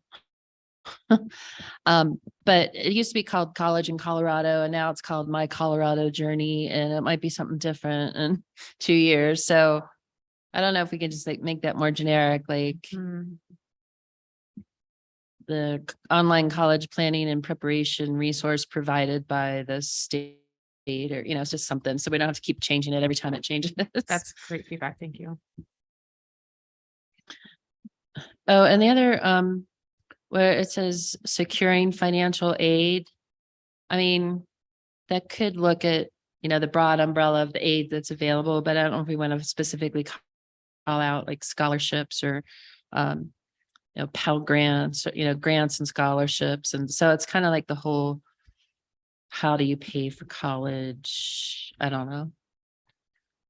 I guess securing financial aid to me is very specific to the FAFSA, you know. So I don't know if we can broaden that. Thank Sorry. you. Director Ramirez? I think Director Step makes a great point, which I would assume this is separate from, like, I'm assuming this is separate from any type of relation to FAFSA, but I almost wonder if we shouldn't create something that aligns to like a policy on the expectation with FAFSA and our students in high school. So just a thought for future. But I think overall, I appreciate that we have not only updated, but really made a concerted effort to say that we are going to be proactive with their post-secondary workforce success. So thank you. Thank you. Dr. Tyler?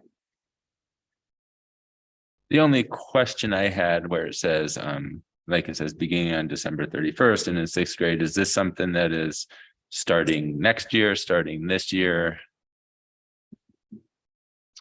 This actually can start this year. But I mean, with sixth graders, they've already enrolled. So this would be outlined in regulation, what it looks like in terms of the communication with our middle schools. Our middle schools have engaged in communication in the past, with also community partners. And I think it's an opportunity to clarify and streamline what the expectations are and making sure that they're all doing it. So do like high school students already know about ICAP? Yes, I mean, that has been already in place, working on it with the counselors too. Okay.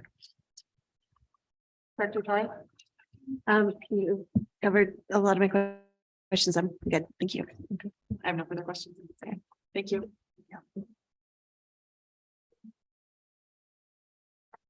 Directors, we now have 5 minutes for an open discussion with each other. Sorry, it's a double round. Not yet. Sorry. Yeah. Anyone have? No, I just think it's really important that as a board supporting the district, that we support all student pathways. So I love that this is post-secondary, whatever, you know, so it's a college pathway, a career pathway, apprenticeship, military, you know, whatever. I mean, even so far as like of volunteering, like in a foreign, you know, a Peace Corps kind of thing, but just stating our district's intentions to support all of those pathways is really important. Because I know in the past, like before I was on the board, there was a very strong, you know, 85% of our kids are going to college, which is great, you know, as a higher ed professional that, you know, we want that. But we know that that's not true for 50% of the kids aren't going that pathway. So creating those opportunities for skilled trades or apprenticeships is going to be important. And I'm so happy that our new administration is in support of that as well. That's more of a comment than a question. Any other discussion on this one? I guess I'm a little curious to know how this is being rolled out to the students and then how it is being rolled out to the parents, because it talks about how there's it will be available to the student, then we'll be talking about how there's going to be a coursework and curriculum alignment to what they're deciding to do. And as far as I'm aware of, and maybe I don't know, but it seems like the students get the course framework of the school of what can be offered, and they look at that and they choose their classes. And I don't know of any like type of alignment that would go along with this. So that would be a question I would have. I would say in relation to this, I know the cross-reference policy of the graduation requirements in the concurrent enrollment. I think it's a really important opportunity for us as a board to hear where we're at. I mean, it mentions Ascent in there. I don't know if most people even know how Ascent works and what Ascent does in our school district and how that works for a benefit for our students. Looking at models like Eagle County, who has a significant cross-sectional relationship with concurrent enrollment within the schools, and this idea of pathways being ingrained in the curriculum development, and looking at, we say that, you know, we'll only cover what concurrent enrollment courses are used for graduation requirement, taking that to the stage of, wouldn't it be great if we not only got our kids to graduation, but gave them a skill set to immediately go out with a credential, with applicable skills, whatever that might look like. So I would encourage us as a board to learn more about what that looks like in our district. I think that's great feedback. Yeah. I guess my only comment would be that I appreciate that there is a note on here that says expectation will be outlined through regulation on the sixth graders. You know, it says on this policy that they will be encouraged to register with the state provided. And so I appreciate that there is some follow through on that. And then I know we had a question about what are we doing with like the seventh graders right now that didn't do the My Colorado journey. Are we going back? Should I respond? Actually, I think I'm supposed to ask you that the next group. Yeah. But thank you guys for doing this work. I had a question. I can't If you remember. have a specific question, we're gonna go through for 1 minute each. Ask a specific question. We're ready to jump to that.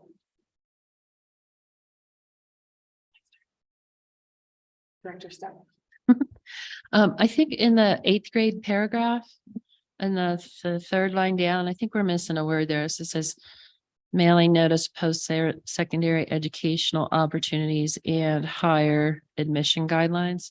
I don't think the admission guidelines are higher. I think it's higher education admission guidelines.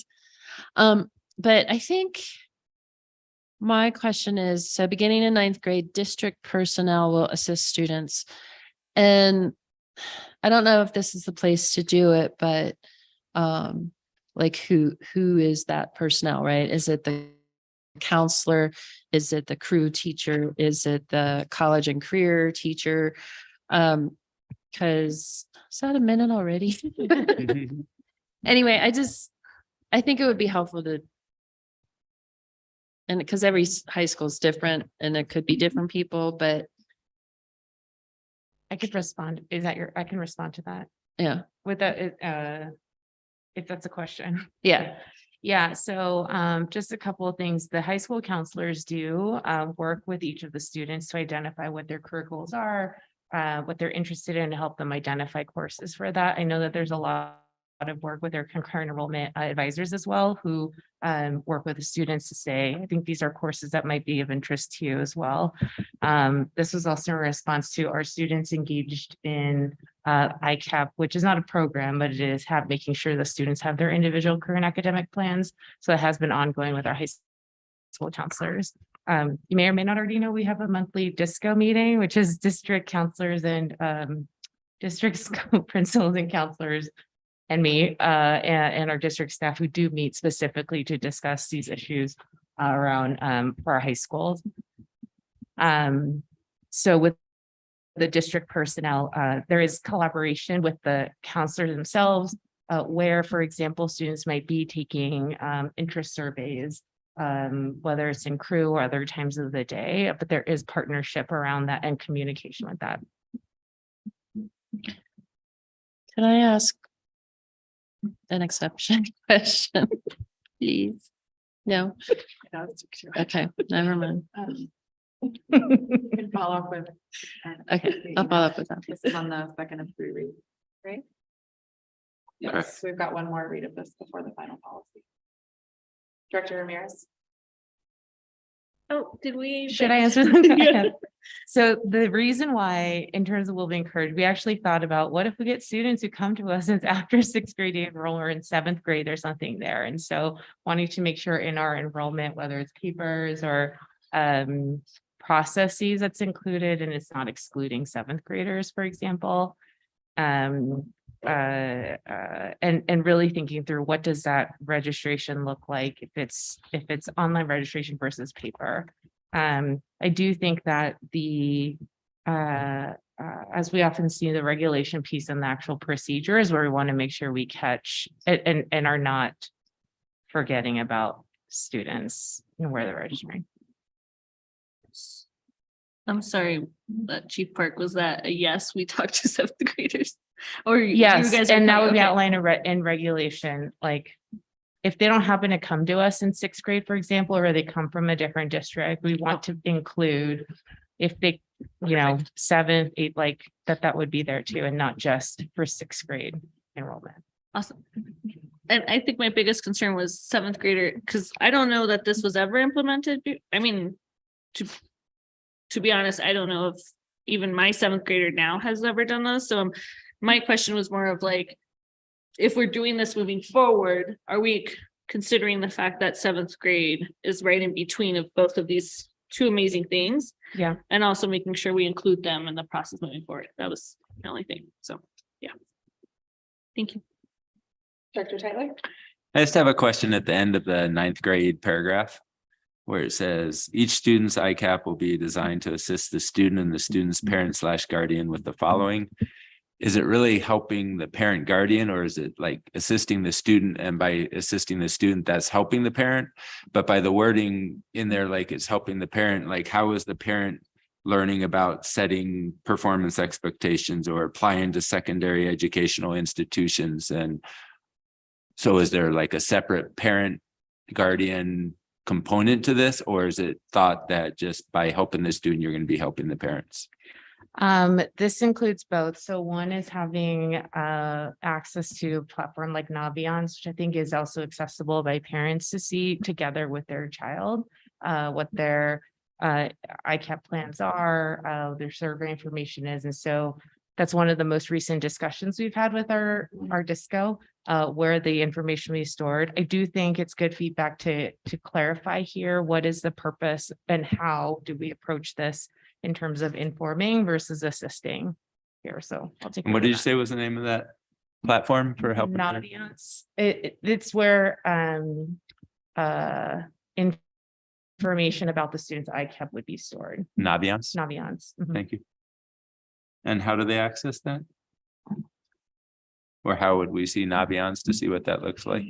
It's in process of Bill, I need to actually get the details on that. I know this was with our pre-collegiate, our ICAP task force, who was working through where would the information be stored. There's also a discussion, is it Infinite Campus or in Naviance? But one of the discussions was around using Naviance as that platform. Thank you. Which is a common one used for housing ICAP information across the country. Director Torres? So my question is in alignment with what Director Ramirez mentioned earlier is, we review these policies and we've seen that they've been embedded throughout our meetings that we're like, all right, how many policies are we going to look at tonight?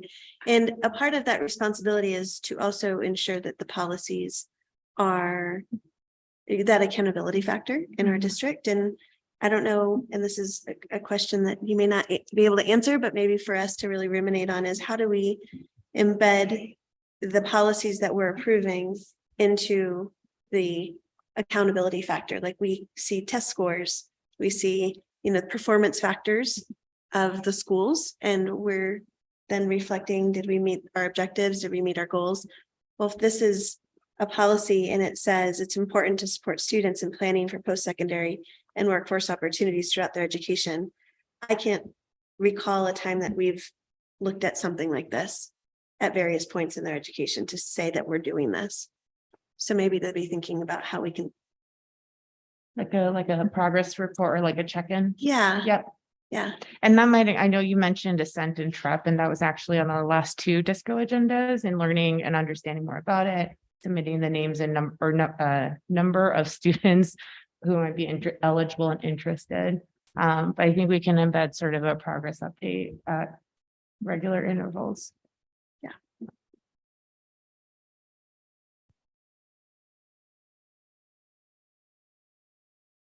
I don't have anything further in this one. I appreciate the work on it, and I look forward to getting it approved in its final read. Thank you. Thank you. Now, okay.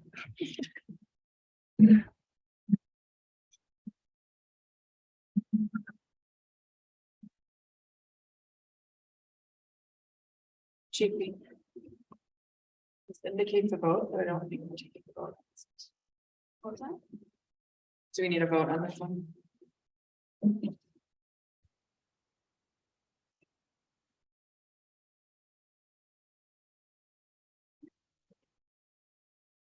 Please call the vote. Can I clarify what we're voting on? I'm a little, about that too, because it's on second reading. It's on second of 3 readings. Yeah. Our policy says that the board should take action on second and third reads for new policies. Okay. So please call the vote. Director Step, Aye. Director Ramirez, Aye. Director Kulenberg, Aye. Director Teitler, Aye. Director Torres. Right. Motion passes. Thank you. The next position order is action on proposed policy DBK. Wait, am I going that? No. This is chief, it's DBK. Okay. We're in a budget policy. Yes. Is there a motion? I move that the board approve proposed policy DBK as presented on second of 3 readings. Is there a second? We'll now move to discussion. We will begin with Director Ramirez. So we're on DBK We're on DBK, fiscal emergency. and we just approved this one? No, we just approved, Okay, that's why I was so confused. we just I'm sorry. approved IHBK on the second of 3 readings. I was like, what am I doing? Okay. I don't think I have any questions or comments about this one. Thank you. Director Teitler, No questions. Thank you. Director Torres, No questions. Director Step,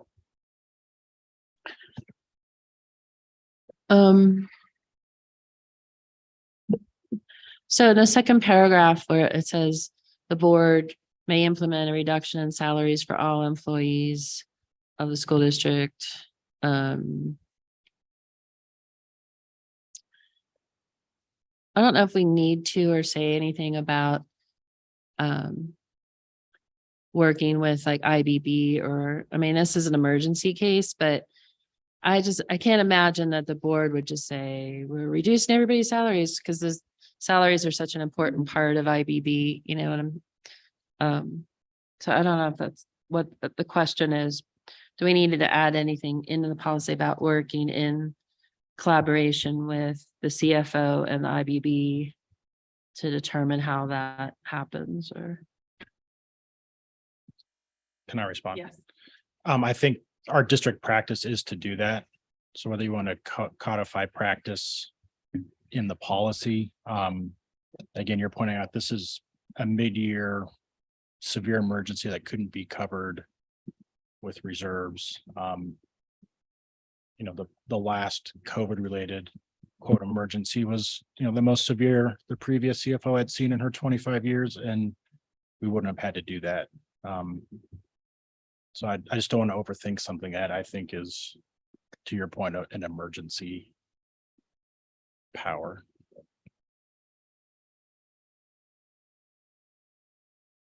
Okay, thanks.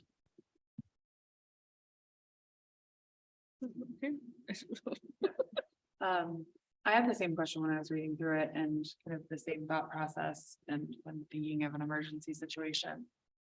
Going through IBB doesn't seem to be feasible. It seems like this would be so narrowly implemented. That I felt okay leaving it as is, but I was thinking along the same line. The one thing that I do think we should update is requiring an affirmative vote of 2/3 of the members of the board to. Right. Simple majority. or Simple something majority or along- 3/5 or Yeah. whatever. That was my only thought on this one. So we now have 5 minutes of board discussion. I would say, I love that it happens because I wanted to like chime in, but that wasn't the time when you're asking questions. I actually do appreciate there not being, having the inclusion of IBB in that, because in a situation of an emergency and a fiscal, which by all, I mean, it is sudden, it is unexpected. We don't, and in most cases needs to be acted upon swiftly. And oftentimes the more people you involve, it is not going to be as swiftly as may be needed. I mean, and that's a tough call. I know that these are not long-term solutions. That's an IBB process. That's a well-defined, clearly established. I actually did appreciate not having IBB in this particular policy, only because in an emergency, you need to act quickly. And I would just say that last line on this document said that prior to taking such action, the board will hold at least one public hearing.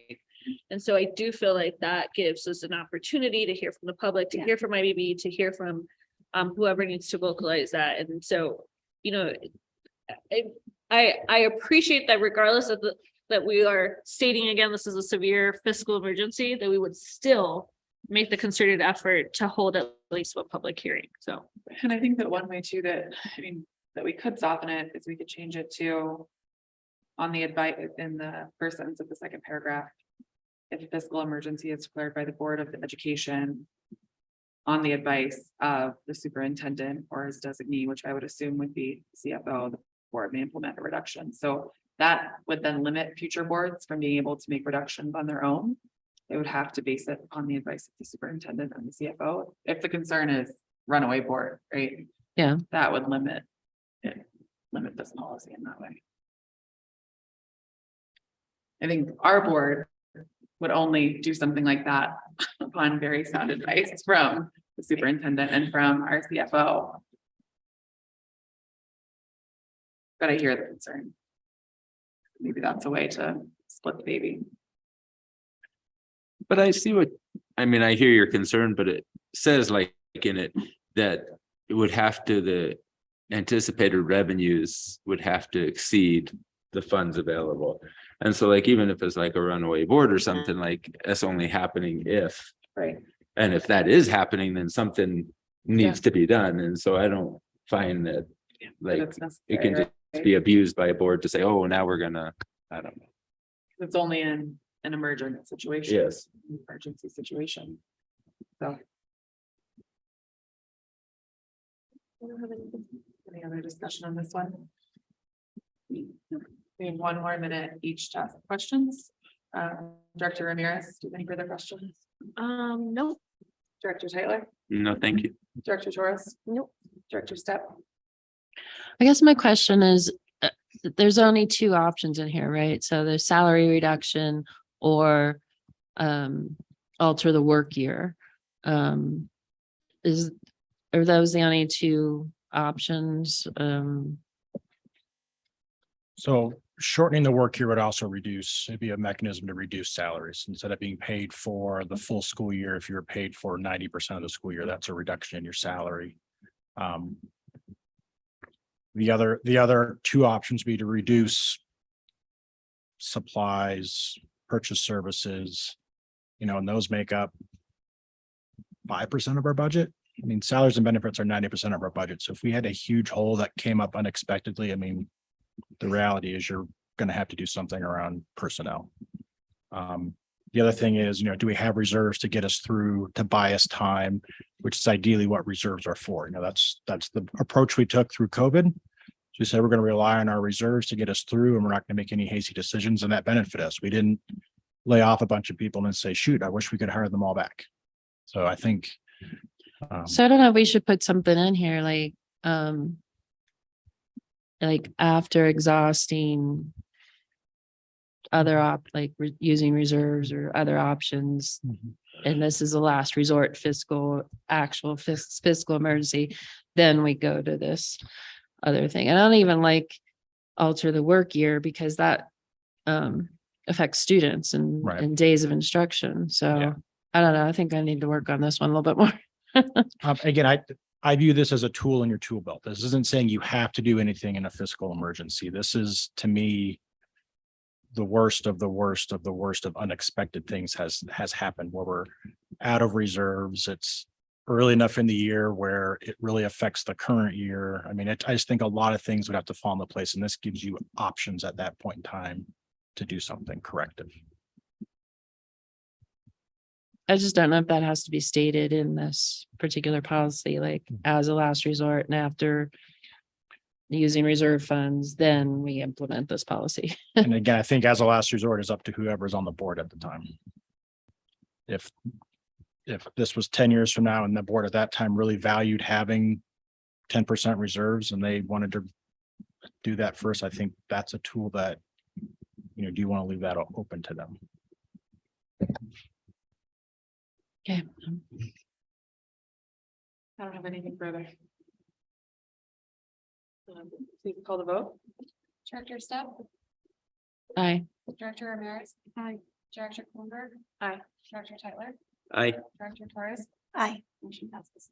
Directors, you've just approved policy DBK on second of 3 readings. Thank you, Chief Marco. Next up, we will have Chief Davlin.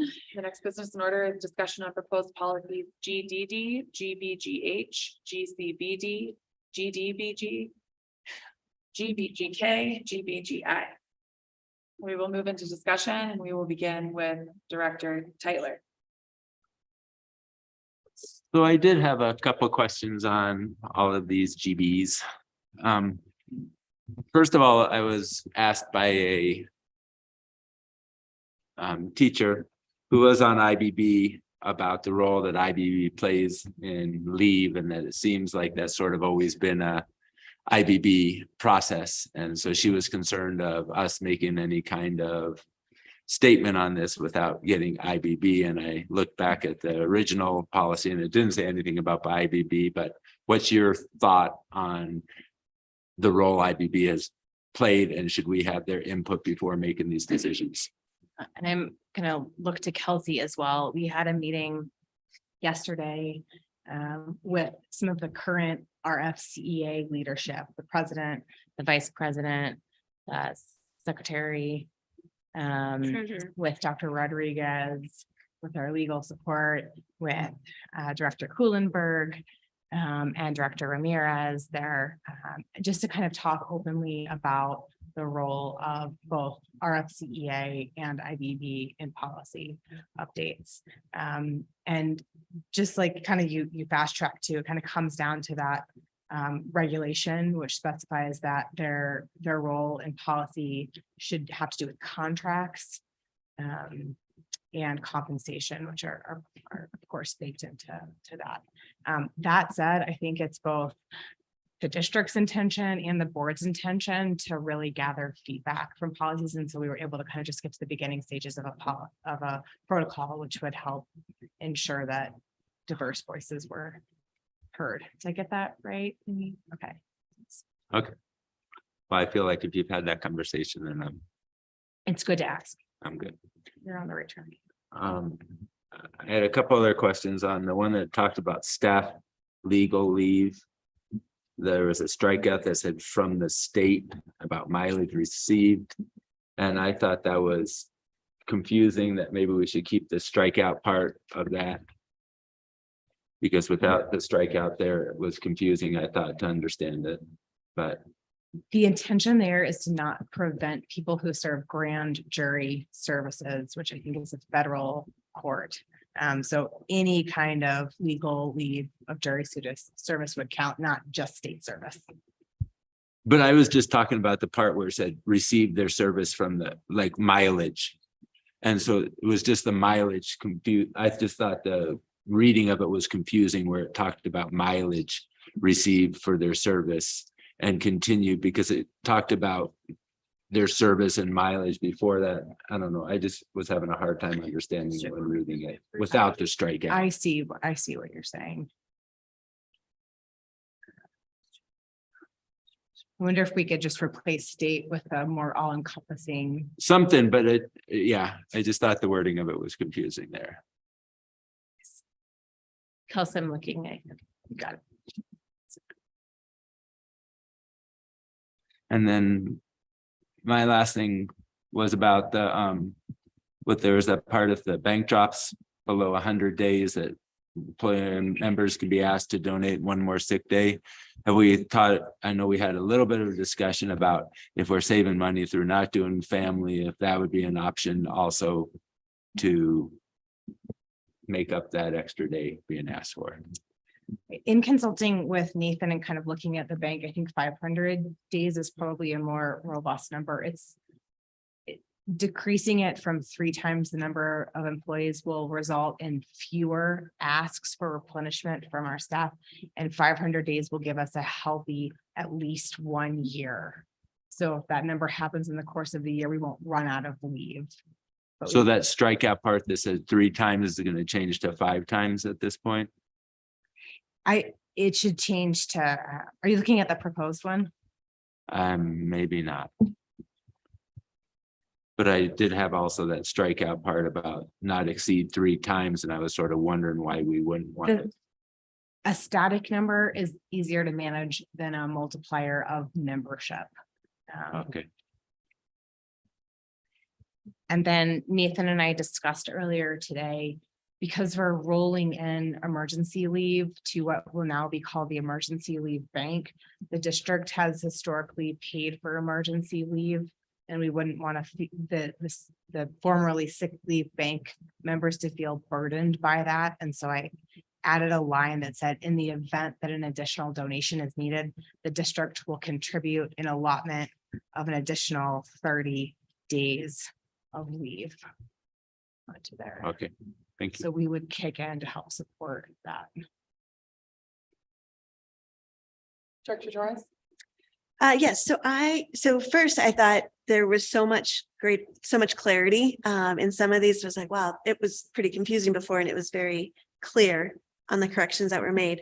And I got to the one, the only one I wasn't quite sure on is staff military leave. Very fitting with Veterans Day coming up here soon. Take care of our veterans and military. I reread this last paragraph a few times and I was confused on, because non-probationary status for teachers is not attained merely through continuous employment. A probationary teacher shall be reinstated at the actual year of service as when they began military leave. I don't know if it was just me, but I did not understand that line after I had just been like, whoa, this is all so clear. But if you could maybe help me. So the state has determined that any leave of service. So if you're a teacher for 2 years and you leave for a year and then you come back on that 4th year, you would start over earning your tenure on year 1 again. But through this policy, we do not want people to be adversely impacted by military leave. And so if you're non-probationary or if you are probationary, we're not going to count this as a break in service. We're either going to continue your tenured status or we're going to let you continue on your track to earn non-probationary status as if you had never taken military leave. Okay. That made sense. Okay. Sounds like we need a reword though to help. And maybe get it to was that. just me, but yeah, that was just a little bit. Director Stepp? In policy GDD on the vacations and holidays, the last sentence, employee will not be paid for unused vacation while still employed. If an employee leaves, they typically do get paid for vacation. Is that correct? Is that something that needs to be added in there? Or is it just, or is it in there already? I missed it. It's in there. So it says you can accrue up to 10 weeks. Or you say no more than 10 weeks. And I'm gonna say upon leaving the district, an employee would be paid for it for any, I don't know if we need to add that or not, but Which policy? GDD, vacation and leave.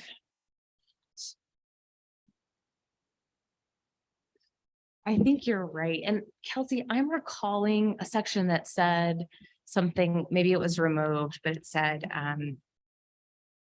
when an employee leaves the district, they will be paid as required in a timely fashion. It was kind of awkwardly worded, but I'm wondering if we want to make sure to either add that back in there.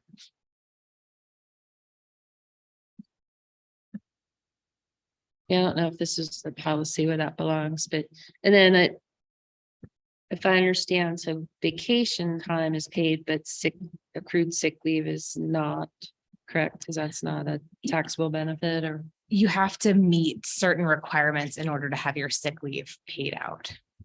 And those are based on the type of employee that you are and your years of service. Mm. And I can go through that if you want. That's okay. And that's in GBGG. Okay, I'll read into that more. I'm good. Director Ramirez? So on that document GDD, right on top of holidays, it says under no circumstances will employees be paid for unused vacation while still employed by the district. I guess I'm a little confused to when would vacation days be paid once they are terminated or leave, or okay. Is there a need to, oh, never mind, it's right before the 10 weeks of vacation. Okay. I know that was something that had been flagged, so I just wanted to make sure that that was clear. And then on GBGK, there is a section in red that says when necessary, the district will schedule and pay for substitutes. I'm not sure if that's supposed to say and for employees who need to take legal leave.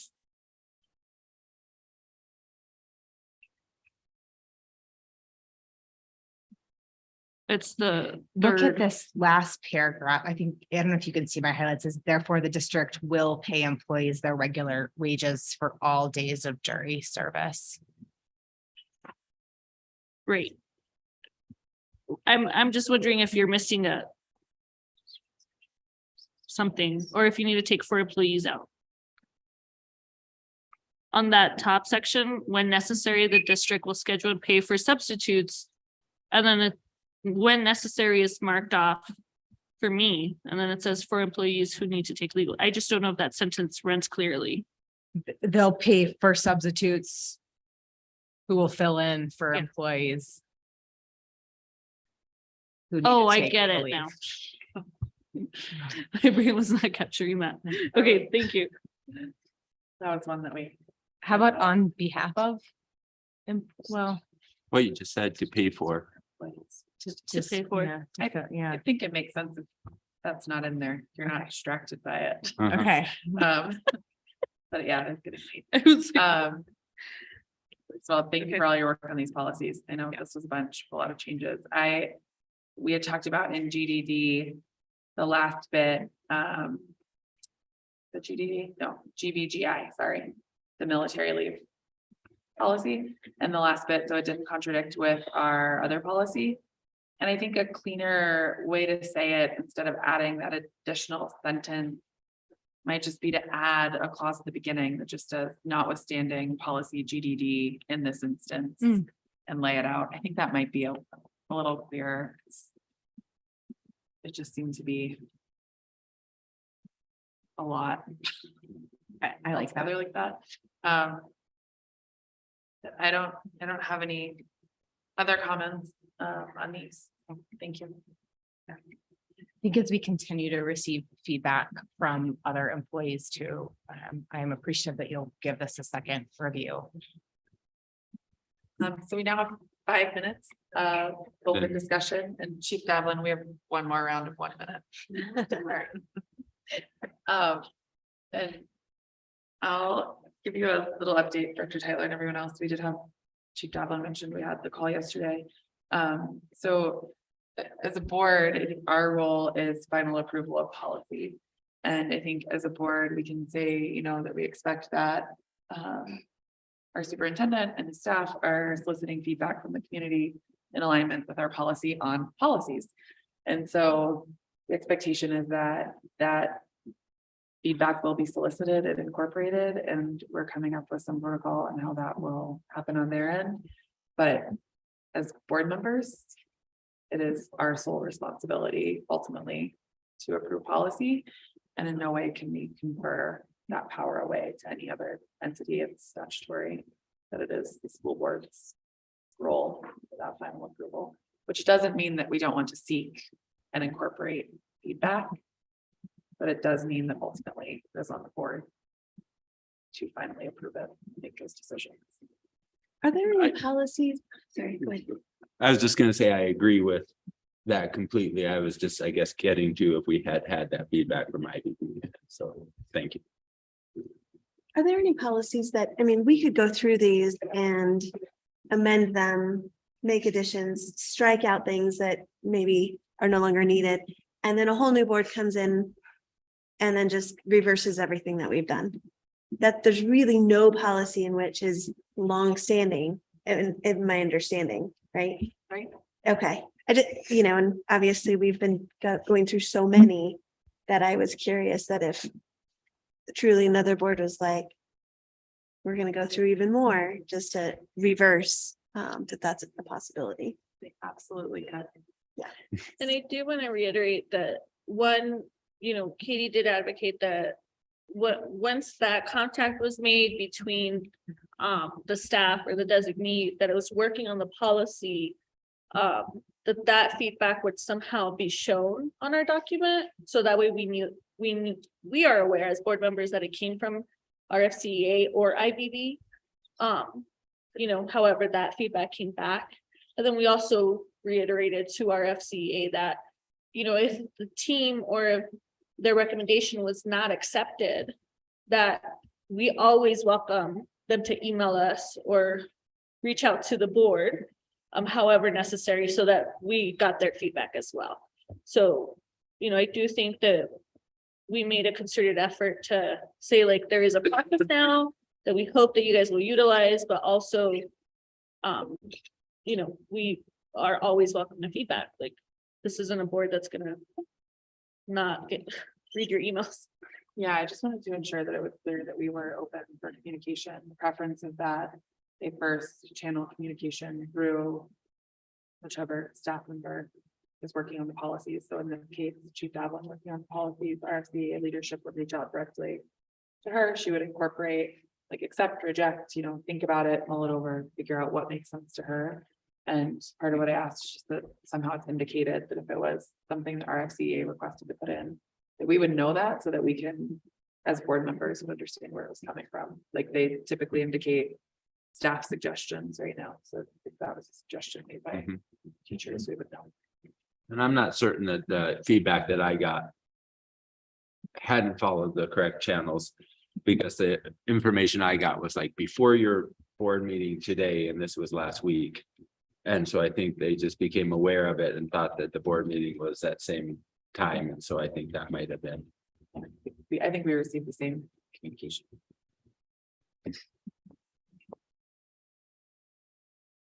I guess I'll just add that I do think that this, in my opinion, is a better method for our board to, like, you know, that expectation and that regulation and that this administration is more like, you know, tasking that conversation to happen before we see the policy, because it makes it easier for us to be diligent and to be pushing the policy back out. And so I at least appreciate all the work that's gone through. I appreciate the staff being able to meet with community and making that part of their steps before bringing a policy towards us. Last thing I would say is Director Torres, I agree that they could be changing our policies, but hopefully they would look that say this was the first time it was done in 23 years, this policy. And so, and not just think that they needed to change it. So. Okay, so we now have a second round of board discussion. Each member will have 1 minute to ask questions or share comments. I believe we're starting back with Director Tytler. The first question I have, Chief Davin, is on the GBGI where it says hiring substitute. Do we want to not change may to shall to be consistent with all of the other language that we've done in those? Yes. And then I have a question about the definition of like on, I forget which one it is, but we changed it to year-round staff. I think it was the first one of the ones that we just looked at. Is year-round staff, is that classified? And are we not wanting to use the term classified anymore? I was just a little concerned with. Do you mind repeating that one? Sure, it says on the first one, I think it was from GDD, I think it talks about year-round staff. But is that the same thing as classified staff? Is that referring to Director Kuhlenberg's comment on that? I think you had to ask the same thing. The only reason we changed, I think we use the word regular staff, is that vacation is awarded to staff based on how many days of the year they work, not because of their certified or classified status. And so you could have a certified employee like Dr. Rodriguez, who works 252 days and who is eligible for vacation pay, and also classified employees that work 252 or more. Is that answering? Yeah, and that was sort of my question also then. So like if you're a 252 employee also, and do these people get the same number of sick days also? It's based on your number of days that you work in the year, less than your certified or classified staff. But year-round staff do get sick days the same way as Correct. like teachers would Correct. get sick days. Yeah, and those are in GBGG. And it's 6 and 4 for people who work less than 252, and it's 9 sick and 3 personal for those who work 252 or more. So they can also join this emergency bank. Yes, any staff member can. Okay. Director Torres, I have no questions. Director Stepp, No questions. Director Ramirez. Nope. Good, thank you so much. Thanks, Brent. Next business in order is board reports and comments. We'll begin with Director Torres. I do not have any board reports. I haven't attended any my committee meetings. I would just like to officially put out there for a future agenda or work session, the concurrent enrollment, ASCENT, TREP, any of those programs that are available for high school students that I think we could learn more about. Director Stepp. Dr. Rodriguez and I attended the BOCES board and superintendent retreat.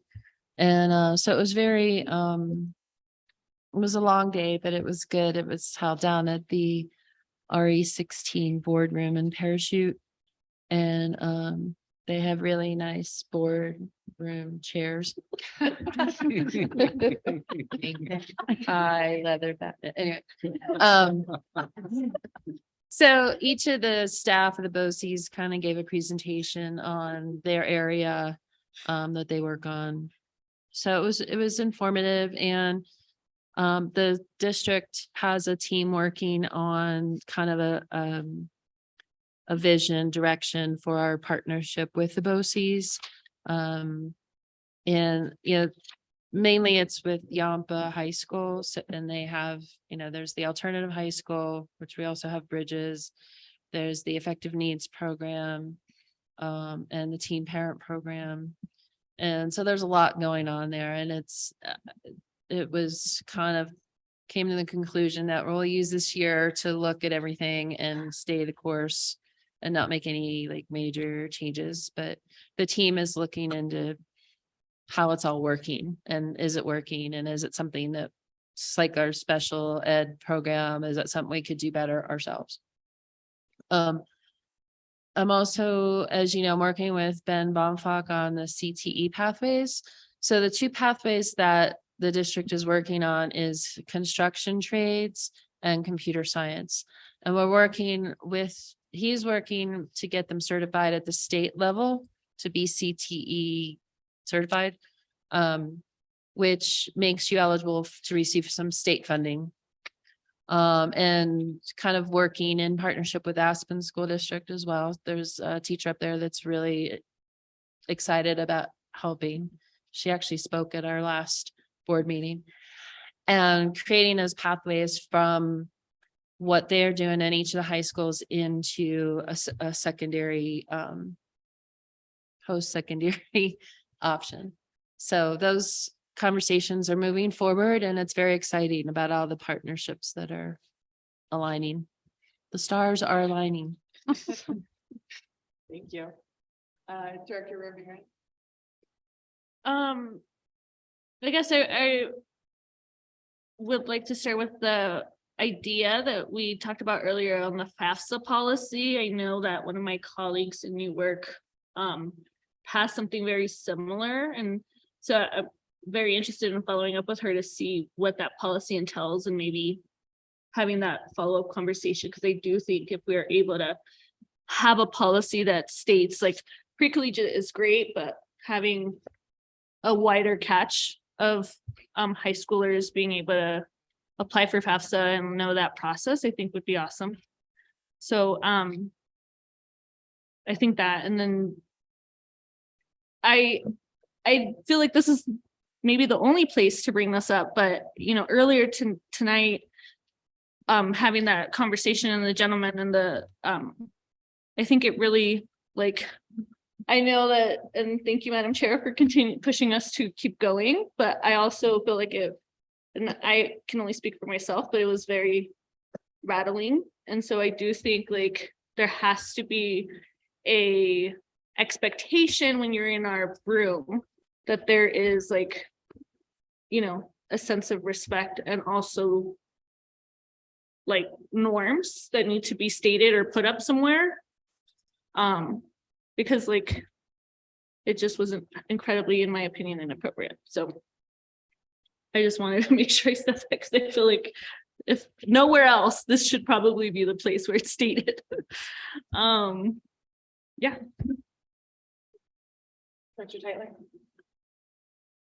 I attended a few meetings on our housing project with Chief Gatlin, and the drawings from the architects are more complete with knowing what the actual plans are going to look like more specifically, and how many exact units and which units on top of what unit. And so FCI has gone through and are doing their subcontracting to find out what they're going to come back as their final price. And so we sort of had what we expected our price to be, and we're soon going to be getting back a report on what they're going to say it actually will cost. And prices, just imagine, continue to go up and up. And so right now we're looking at over $400,000 per unit with land included. So it's hard, it's almost getting towards double of what we did 5 years ago, almost, but not quite. So it's really quite a difference. But he seems to, I appreciate his organization, and just a shout out to him of doing a great job, I think, and being on top of a lot of things.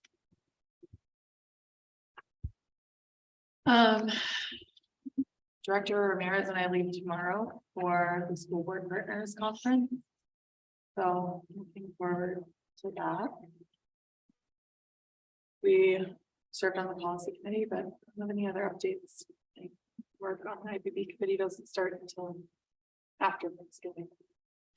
So that's ahead of us. I appreciate your thoughts on what happened this evening. I think that's something that we need to keep in mind moving forward. I think that our new regulation that we passed last board meeting addresses some of it. I think it's going to be a lot about enforcement at that point. If this continues. Certainly not a glamorous part of this work. With that, we'll move on to our final agenda item, appreciation. So we'll begin with Director Step. I would like to appreciate Chief Park for all the work that you've done on the graduation requirements and trying to understand what happened in the past with no documentation and trying to figure out how it affects everybody. So that was a heavy lift, and to bring it to fruition in a short amount of time. So that because the counselors and the students needed to register for spring and now they can. So thank you for all that hard work. And thank you, Chief Beam, for doing all the digging and helping us find many versions of. Thank you. Yeah. Director Ramirez. Thank you to the GSES leadership for coming today to present the UIP and Chief Park. Thanks to the DAC and everybody working on the UIPs, and just I feel like we're moving forward as a group, and so just being able to be in the space now with us having so many moving parts moving cohesively, it just feels really good. And then I just wanted to give a shout out to the many moms and parents who were part of pushing out Prop FF, which before the meeting I checked it was up, and I think they had already called it, but I was very excited and very appreciative of the moms who gave their time to advocate for it, who were at in Denver celebrating, and also the kids and the parents and the dads who made videos and did all of that stuff. I think it was a really something that, as a member of the district, I'm very proud that we were part of it. So thank you. Director Tyler. I would like to appreciate the continued focus of our leadership on equity and inclusion, and how that sort of seems to be the forefront of everything that we're doing. I think that's super important, and I very much appreciate it.